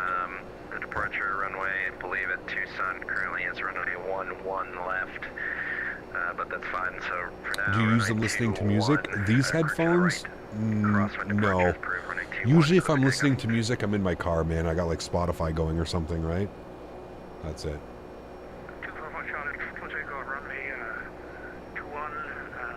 When is the next meme stream? I don't know, man. Who knows?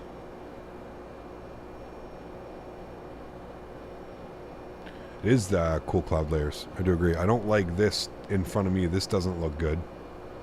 But we'll see what it looks like when we get a little bit closer.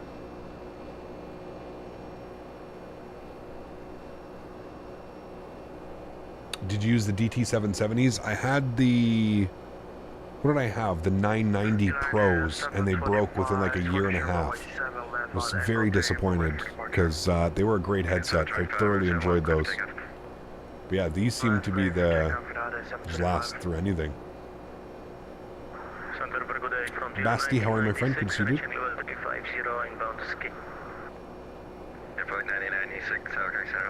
Let's see, score 2453. X-Plane looks good at 35,000 feet, not very good at anything below. I mean, that's because we're running ortho as well, right? Like, I mean, if we're running default X-Plane textures, like, it doesn't even look good at all either. This is ortho imagery, so it's at least saving it a little bit. But it's definitely gotten a lot better, man. I mean, I think we can all agree. The lighting is not so messed up. Do you guys remember how dark the lighting used to be in the sim? Like, it was so weird, man. You'd fly, like, the sun's basically behind us right now. Where's the sun? Yeah, it's like up there. When X-Plane first released, with the sun being like anywhere behind the aircraft, like, it was just so dark and like you could barely see anything. It was really weird. Really, really weird. So at least they've addressed like those issues and the weird stuff going on there. How much storage do you have? I want to get 4 terabyte plus. I got a ton of storage, dude. Ton. I have a 4 terabyte SSD that just keeps like all of like my sceneries, all that stuff on there, man. I have an 8 terabyte SSD just for ortho. Not SSD, sorry, an 8 terabyte hard drive. Regular hard drive, Western Digital Red Pro. The color grading of my X-Plane is just very depressing. I wouldn't even say it's depressing, like I mentioned, it just feels old. It feels dated, it feels washed. It feels like it hasn't been changed in 15 years, 10 years, because it probably hasn't. You know? That's it. But I think they're getting there with it, man. I definitely think Microsoft has forced them to kind of change the scope and the aspect of, you know, and you can look at it as a good way, right? Because without Microsoft releasing, I don't think we're getting new clouds and 3D models and that stuff, right? I don't think these things are important. So, we'll see, man. We shall see.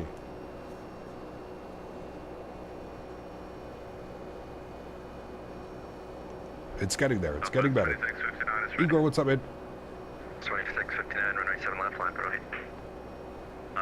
Good to see XP improvements, but after Microsoft I got converted, I can't afford both, so full on Microsoft.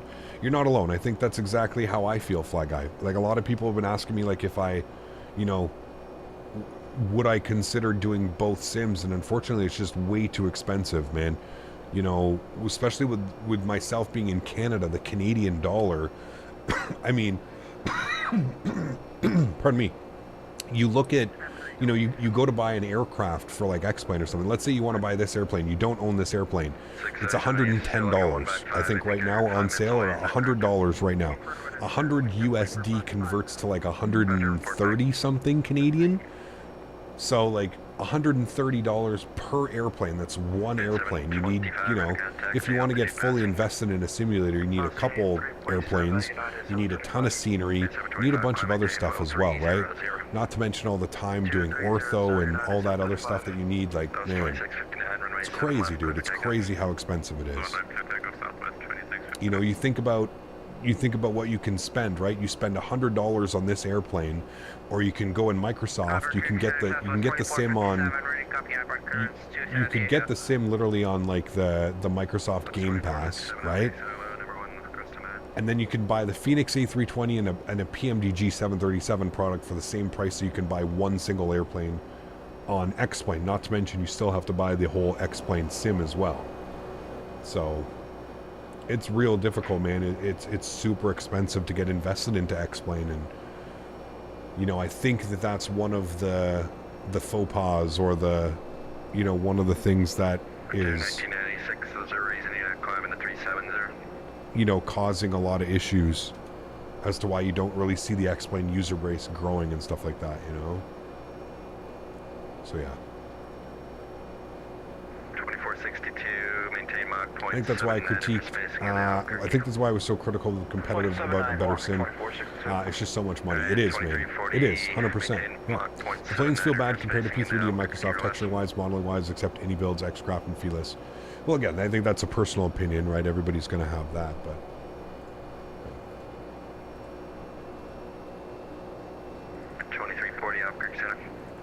Go for John 2340. At 2340, maintain at or below Mach 0.79 for spacing in Albuquerque. Watching FlightFactor 777 V2 is going to be $200. Flight 1996. I don't know what it's going to be, to be honest with you, man. I really don't know. It's kind of scary to think how much it's going to be priced. 1996 is the reason you're stuck at 350.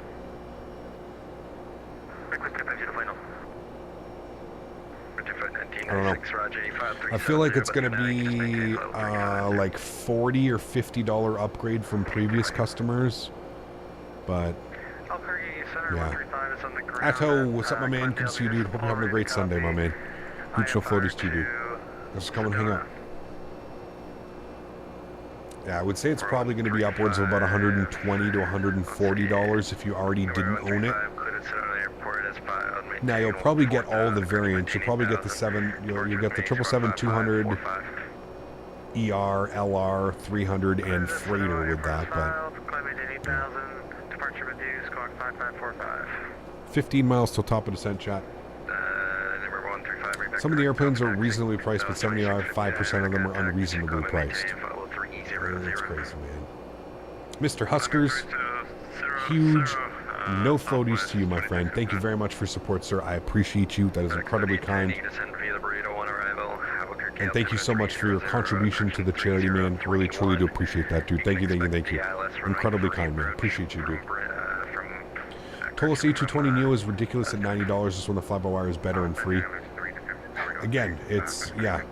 I don't understand how you can price a product when you can literally buy the sim and get the airplane for free for cheaper than buying the aircraft. I don't know. Like I said, man, I feel like if you're an X-Plane and you're sticking to X-Plane, you're committed anyway, so. Albuquerque Center, UPS 888, looking for descent, please. Yes, 888, descend via the Lobo 3 arrival, the Albuquerque altimeter 3031. You can expect the ILS runway 8. Alright, we'll descend via the Lobo, and if we can throw in a request, that would be great. Yes, 88, good. If we could get the RNAV Zulu for runway 3. Yes, 88, it's on request. I'll let you know if I can accommodate. Thanks so much. We can take it from Camster, so it should be just a quick little thing, but let us know, thanks. Alright, cool. We've got our request in. We've been cleared down, so we've been cleared all the way down on the Lobo 3, which would take us out to Camster 210 at 9,000 feet. So we're going to bug up 9,000 feet. That's what we've been initially cleared down to. There's 9,000, good. And we are now descending into Albuquerque. Fly-by-wire is great, but it's not better. I haven't flown. I wouldn't, you know, Tolos makes great airplanes, and that's not a dig at Tolos at all. Again, I'm just looking at, like, how do you tell somebody that's new to the hobby, you know what I mean, or something like that, that, like, you know, oh yeah, go buy X-Plane for $70 and then go buy the Tolos 320 for $90. Go spend $160 before you've even got in the simulator. Or do you tell somebody to go on to Game Pass for $10 a month or $15 a month, download Microsoft Flight Simulator, and download the fly-by-wire mod for free? Come on, man. Like, how do you tell somebody, right, that that's not... It's crazy. And jar design, I mean... At one point, maybe it's because there was no competitors out in the market, at one point jar design actually, their A320 felt like it was a decent product.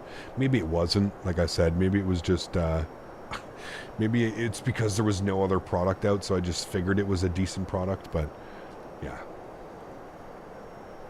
Tolos are a great group of people. Tolos are, they make great airplanes. I love their 319. I love their 321. I love that they offer the variant of the 321 Neo and the CEO, the IAEs. I think they do a good job, but I just don't, I understand they probably didn't want to put out a normal A320. I just don't know how you can just put out an A320 Neo for that price tag.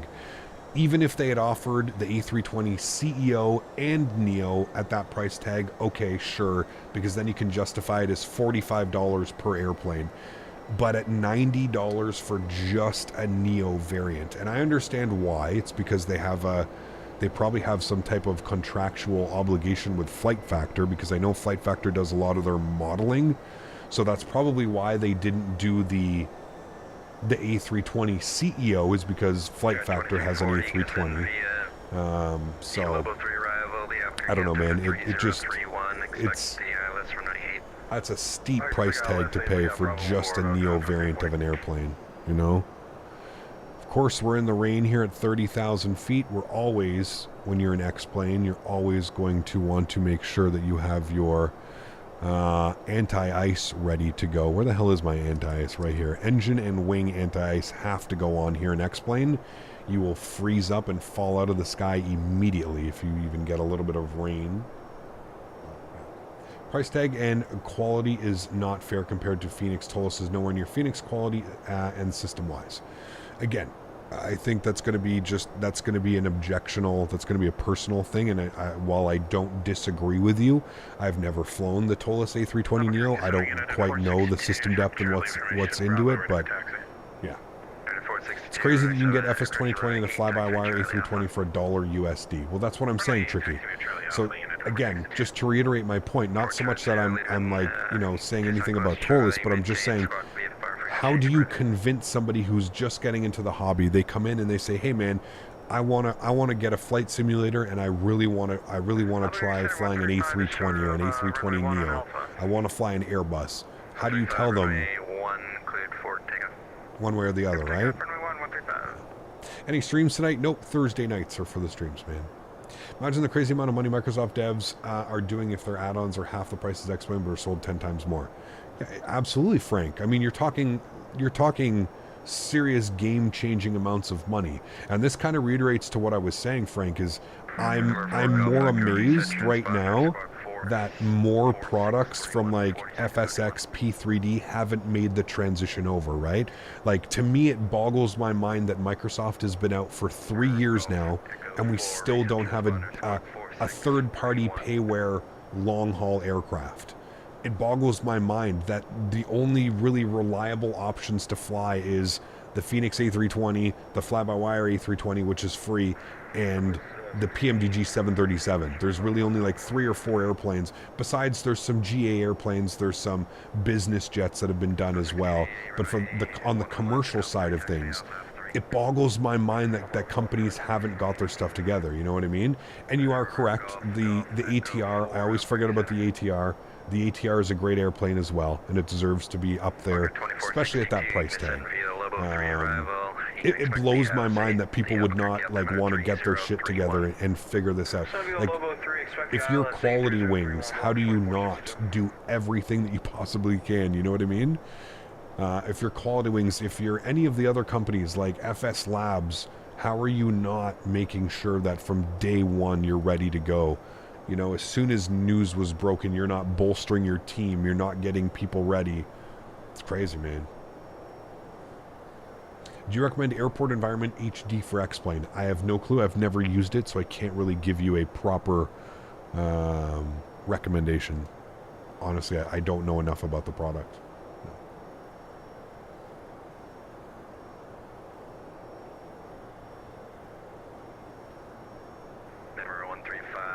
I'm waiting for the fly-by-wire 380. They've been teasing us for a bit too long. Yeah, I don't know, man.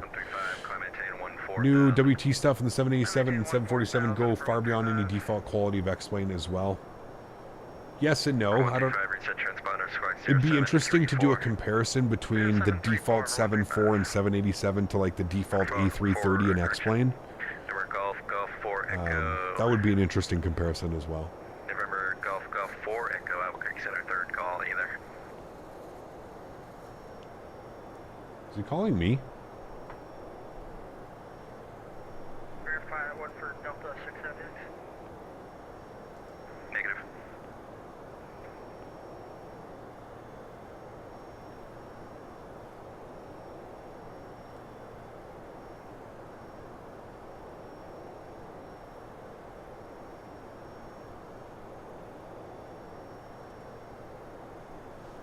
Can we get that squawk code one more time for 135? For 135, squawk 0734. Basically, X-Plane default textures upscaled with AI on the internet, so it's not worth it. Squawk 0734 Interesting. 135. Where's Airport Environment HD supposed to be in the scenery INI? Albuquerque Center either. I have no clue. Good afternoon, Cap. Curly flying X-Plane 12 from DFW to DCA. There you go. Very cool. 1680, X-Plane must be making Cap miss all kinds of radio calls. No. The radio effects between X-Pilot and V-Pilot are very weird. They don't sound the same at all. XP devs need to lower their asking price. Most people will buy their products. Right now, I feel that X-Plane is in a death spiral because of that. Not many people can afford products at $80 or more. It makes it difficult, man, because I think most people are dabbling in 2 sims right now. I think for the most part, well, maybe not most, but there's a lot of people who are dabbling in different sims, right? And like we mentioned, it just becomes insanely expensive. X-Organizer does the organizing for you. There you go. Hey, Cap, wondering what flights I should do. I have LGA, MSP, Atlanta to MSP. Go LaGuardia. I always like departing out of LaGuardia. Currently flying Horizon Sim A320 Neo, Atlanta to San Juan. Very cool. Our dream is FF Labs to come to X-Plane. That will never happen. I don't think you're going to get very many new developers that come to X-Plane. I think the developers, if you're going to develop a product, I see most developers going the Microsoft route.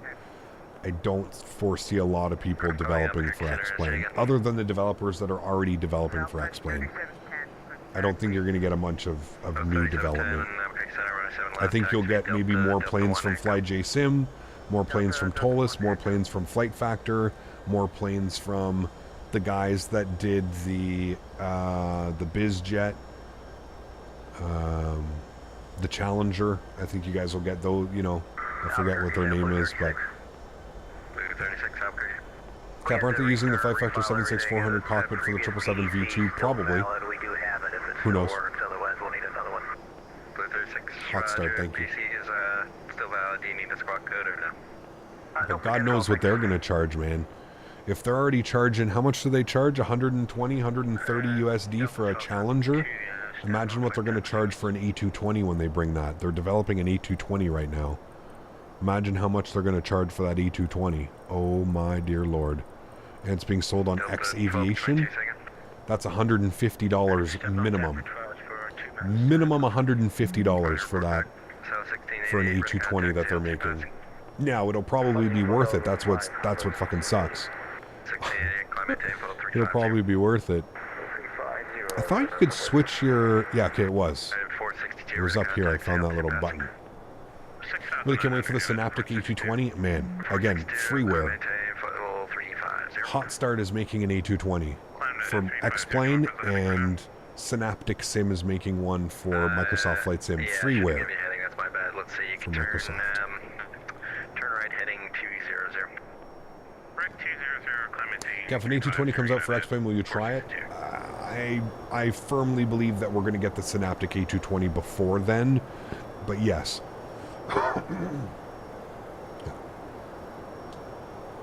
No, absolutely, Frank. I completely agree, dude. But at that price tag, man, again, you have to be ridiculously serious to spend that kind of cash, man. Like, for somebody like me that never flies business jet, that's such a missed opportunity, because I'd love to fly that plane, but I refuse to spend that kind of money, man. That's over $170 Canadian for an airplane that I would maybe fly a handful of times a year, right? I feel like if you're gonna spend that kind of money, you gotta dedicate yourself to flying that airplane. I've been trying to call you, state intentions. Yes, we turn off our displays because our autopilot is not working at all, and we tried to connect you. We want to deviate to base on airport. What does a 380 pack for X-Plane cost? €60, but each delivery is $50. So the way that that developer works is every airplane is sold differently because it has different. It's hard to explain. He prices them that way because every single variant is the exact same as the real world. So like they have the same specs that the other one does. It's an absolutely ridiculous way of pricing, but it's also Peter Hager. He's like 80 years old. Like, and those airplanes are just atrocious. Atrocious. So, do you give any logbooks? Curious if you tracked all your sim hours. I don't, Cody. No, man. My logbook is my YouTube streams. That's what it is. I'm not too, I really don't, you know, I go just based off like how many hours I have in a simulator. That's pretty much it.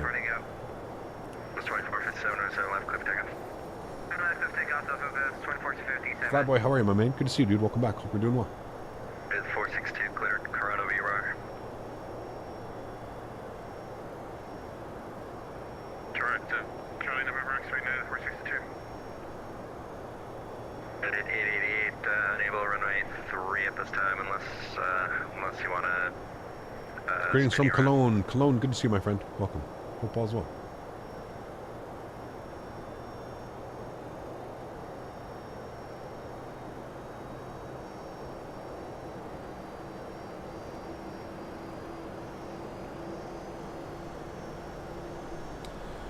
Okay. How did it do the approach? Everything's in there correctly, right? Yeah, everything's in there correctly, and then it even has the go around and the hold back at Camster. Okay. Init ref, what are we looking at here today? Going to be not a little bit more. We're going to look for like 145 just because the high elevation. So, do you think the PMDG is realistic? I do. Yeah. I think a lot of third-party stuff is quite realistic, to be honest with you. 1688, climb maintain for level 33, correction, climb maintain for level 300 for now. I'll get you high in a second. Alright, speed should be bleeding off here momentarily. We're on the low bow. We should have been 250 knots. I'm not quite sure what the aircraft's doing. So we're going to bring our speed back, and we're going to throw a ground spoiler here. Slow ourselves way down 250 knots. Luckily, we just passed the restriction for 250, so I don't know if that's what the airplane was doing, was starting to slow down, but I only wish that PMDG adds a detailed cabin like the Phoenix. Well, there is a cabin in the PMDG, but to be fair, dude, I think the detailed cabin is just the most ridiculous thing in the world. Like, who cares about a cabin, man? Like, do you know how much extra resources that takes? Like, it's insane. Camster at 9,000, were we able to do the RNAV Yankee 3? Yes, 88 negative, traffic inbound from the south. Okay, Camster cleared ILS runway 8. UPS 888. Dex 3810, cross BQ. Okay, chat. ILS from Camster. That doesn't fuck anything up. Nope. Legs. To that. Good. Okay. And would have been nice if we got a little bit more of a warning, but that's okay. We'll figure this out. We're coming in from Camster, and then it should be to the Albuquerque VOR. So. 3710 right, 7 left, clear for takeoff. Okay. We're going to descend 6,000, and we're going to throw in some frequencies. 1119 and 079. 1119, 079 on the front course. Good. Alright. And our V approach speed, I don't think much changes from that. Nope. Leave it about there. Cool. I don't think we're on the right course right now. I don't think this is doing this properly. So I'm going to actually get us like this.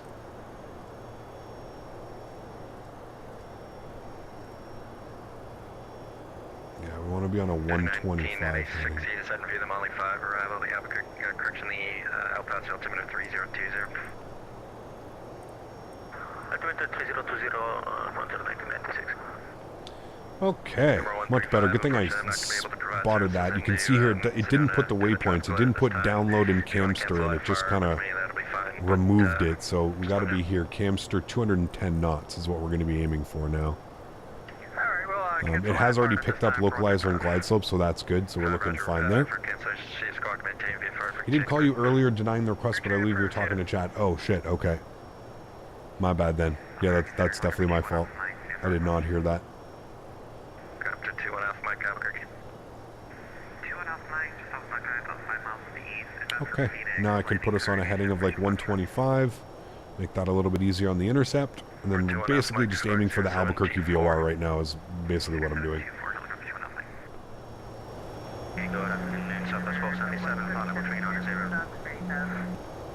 Like 6 at once, so it's 477 second. Alright, and intercept was at 7,200. I'm actually going to keep that in right now, 7,200. 7717. 7 Southwest 477. That was 3710, radar contact, climb maintain for level 320. Okay, good. We're going to go flaps 1. 2340, cross Camster at 9,000, cleared the RNAV, correction, cleared the ILS, runway 8 approach. And we're going to arm our localizer. You can see it's coming in. We're slightly off track here, but it's fine. We'll go to a 119 heading to intercept. Seems to be what it was calling for. Yes, 88, well, table alert 5, advising climb above 75. Can you do a flyby?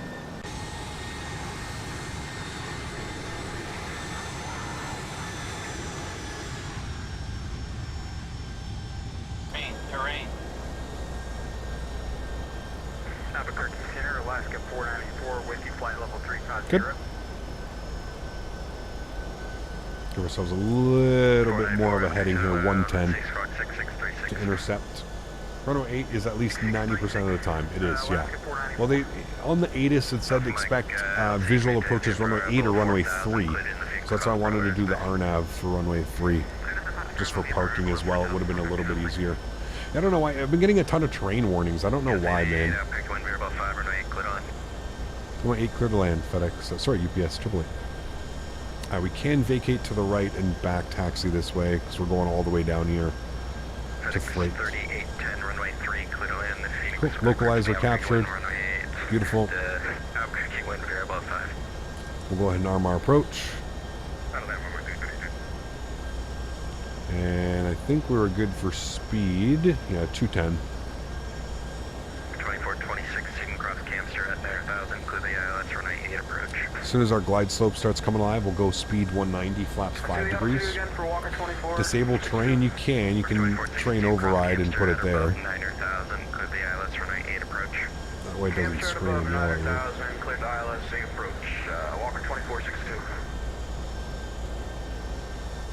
Definitely excited for 2024 in Vegas. Should be a great time. Oh yes, the best time. The best time. Speed 190, flaps 5 degrees. And again, our approach speed, because of the elevation, we're going to add a little bit, so we're going to go like 145 on the approach speed. Should help as well. Let's start bugging that up now. 145. Let's go gear down.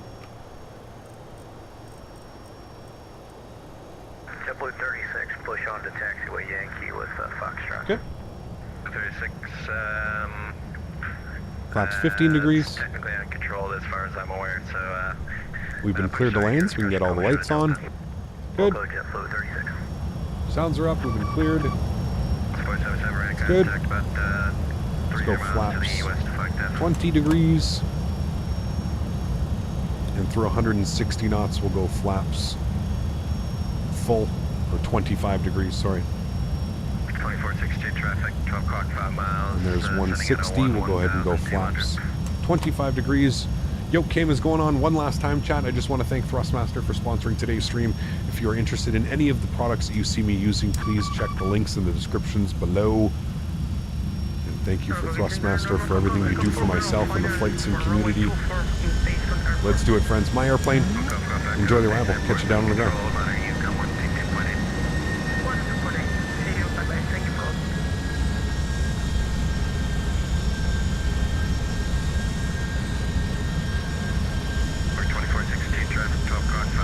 Now we got call-outs again, at least. We have the traffic walker 2462. 3640, falling, C number 2, falling traffic short 5, runway 8, clear on. This land on 240.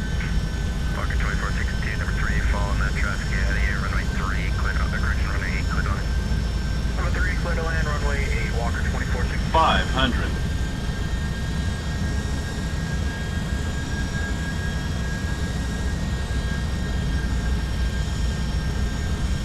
Minimums.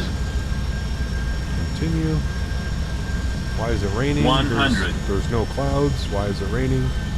50, 40, 30, 20, 10. Reversers, nose down gently. Decelerating. Oh my goodness, chat. Yeah, the auto brakes turn off immediately. You're right. Yeah.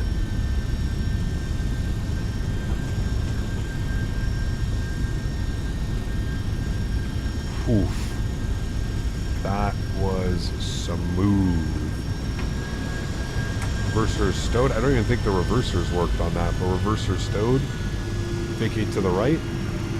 Oof. Ladies and gentlemen. Wow. I don't understand how it started raining. Auto brake. Oh, I didn't arm them? Oh, must have forgot then.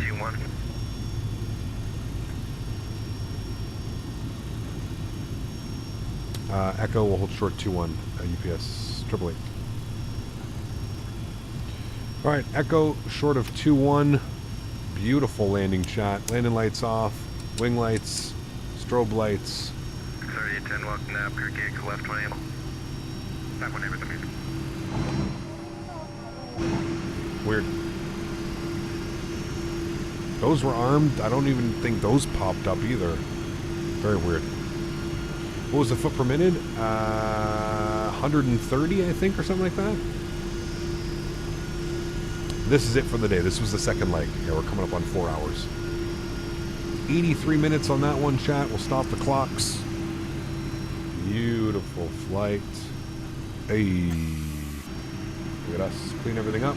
You in Microsoft tomorrow? Nope. One more day of flying X-Plane. 10 walk now, Turkey, left Foxtrot, all the way down to the ramp. Bye-bye. Left Foxtrot, thank you, sir. Next time, Yes, 888, you can continue taxi via Echo, Charlie, Foxtrot, cross runway 21, hold short runway 12 at Charlie. I'll continue taxi Echo, Charlie, Foxtrot will cross 21, we'll hold short 12 on Charlie. EPS 888. Alright, APU's going on. No replay. We will get a replay. We got a taxi to the stand. Can't just pull off the runway and just do a replay. Right? Remember, guys, if you did enjoy this, don't forget to smash down that thumbs up. We're looking for 300 likes on today's stream. I appreciate everybody being here and hanging out today. Hopefully you guys did enjoy this one. Some beautiful landings today. I mean, holy macaroni. I feel like we're nailing this plane. We had a no call out. A no call out landing earlier, so absolutely awesome. Cameron, huge note floaties to you, man, says, can you post your wing views for the 320neo in the Discord? Which wing views are we talking? They should already be there. For the fly-by-wire, they should be there, Cameron. Thank you for 13 months. I appreciate you, man. Go in the views and info section. Didn't realize it's automatic on X-Plane? Yeah, you don't have to, like, record or anything.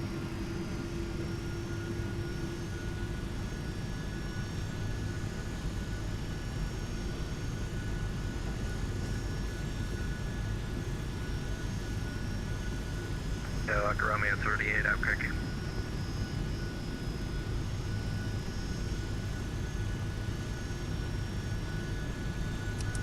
APU gen's on.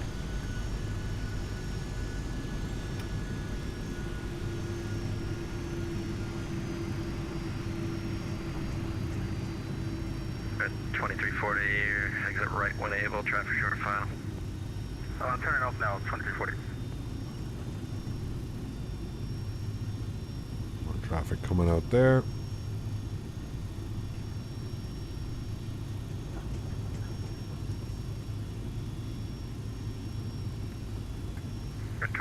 Looking at Albuquerque, tax park should be Fox, correction via Echo. Oh, the replay stuff is so much better, yes.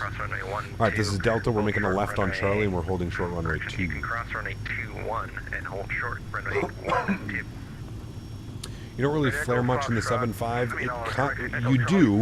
You do. You'll see on the replay, you do have to flare it, but it lands very... It's a true, like, landing airplane. It just feels incredible to land. It's like very floaty and almost forgiving. That's going to be a perfect landing though, man. I can't wait to see the replay. It's going to be incredible.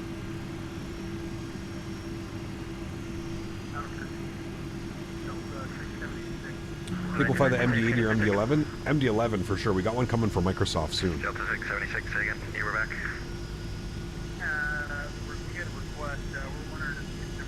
Yeah, I'd probably come back to explain Lightspeed. Yep. 606 Roger, report back.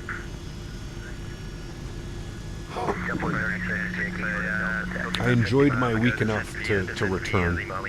Like I said, I don't think this is something I could do every week or every second week, but maybe every couple of months. Come back in for a week or two. Yeah. Well, it's just because it's a different airplane, right, Abdullah? It's the big thing, man. Yes, 88, continue taxi, cross runway 12. Cross runway 12 for UPS 888. Thanks for ATC, man.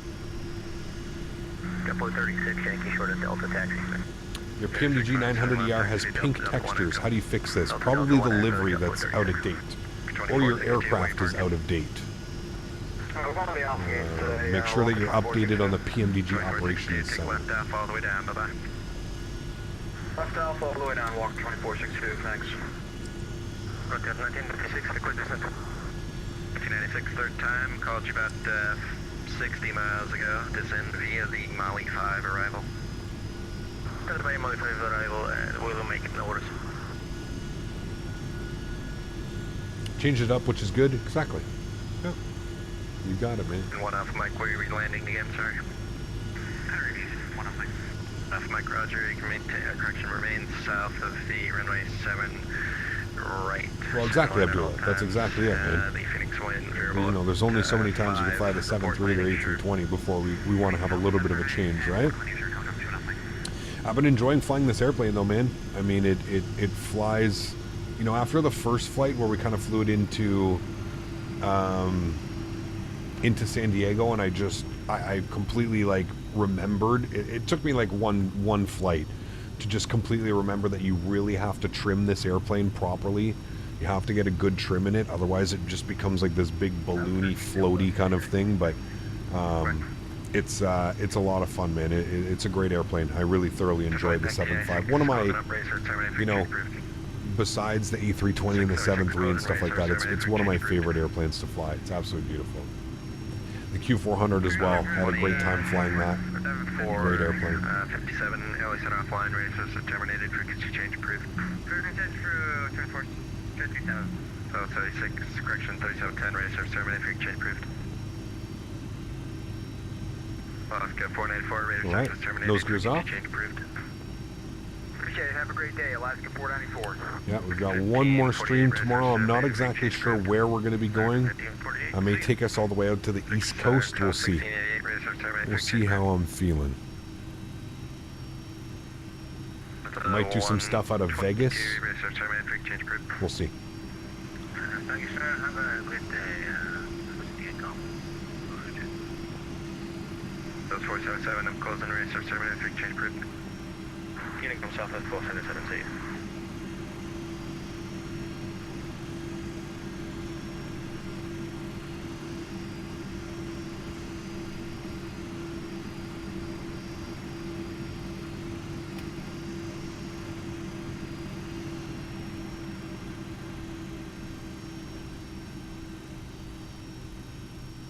Marshaller doesn't want to marshal. Where's caller quits? Right about there, chat. Cool. Sounds can go up. APU's on. Bleeds are on. Good. We'll go ahead and get engine number 2 off. Engine number 1 off. Ladies and gentlemen, welcome down to Albuquerque. It was a great flight. Red anti-collision light comes off. Logo light can come off as well. There we have it, friends. Beautiful. We'll actually get this in a little bit of a turnaround state, shall we? We'll go fuel pumps off. Good. We'll remove those. That's all off. That's good. Packs can go, left pack can go on, right pack off, engine bleeds can go off as well. That is good, that is good. Yaw dampers can go off, and the rest of that fun stuff can go off. Emergency lights are off as well. Good, cool. There we go, sweet. Not a bad parking job either. Could have gone a little bit more forward. But look at that. That is a beautiful picture right there, chat. That may actually be our thumbnail for tomorrow. Hold on, let me do this. Looks like a beautiful picture right there, doesn't it? Back it out just a little bit, just like that. Look at that. And that has thumbnail potential written all over it, chat. Thumbnail potential. I like it. Cool. Let's go ahead and watch a replay, shall we? We'll toggle replay mode. We'll bring this guy back. We'll bring it back a little bit more. Bring it back a little bit more. Good. Right about there should be good. Let's shift 3 that bad boy. Let's watch this. This is going to be nice, chat. Prepare yourselves. Everybody get ready. Everybody get your oohs and ahs ready, because this is going to be fantabulous, I promise. It'll be real good.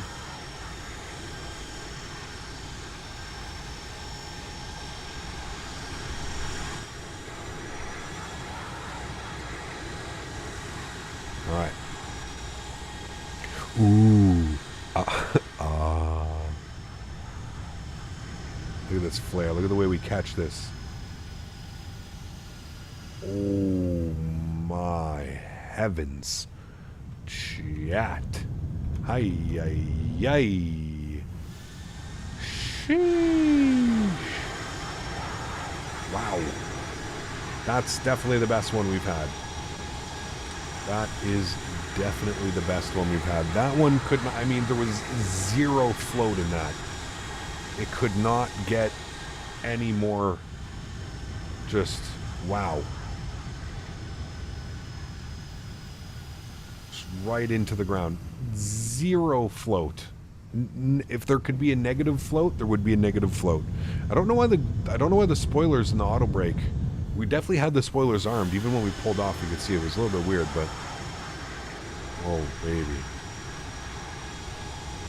Oh, baby. Well, everybody, that's going to go and wrap up today's live stream. Thanks, everybody, for being here. I truly do appreciate it. To all the mods, donators, and sponsors, thank you all so much for everything that you do for the channel. Without you guys here, none of this would be possible. So, seriously, thank you all very much for the support. I truly do appreciate it. Oh, that was absolutely greasy.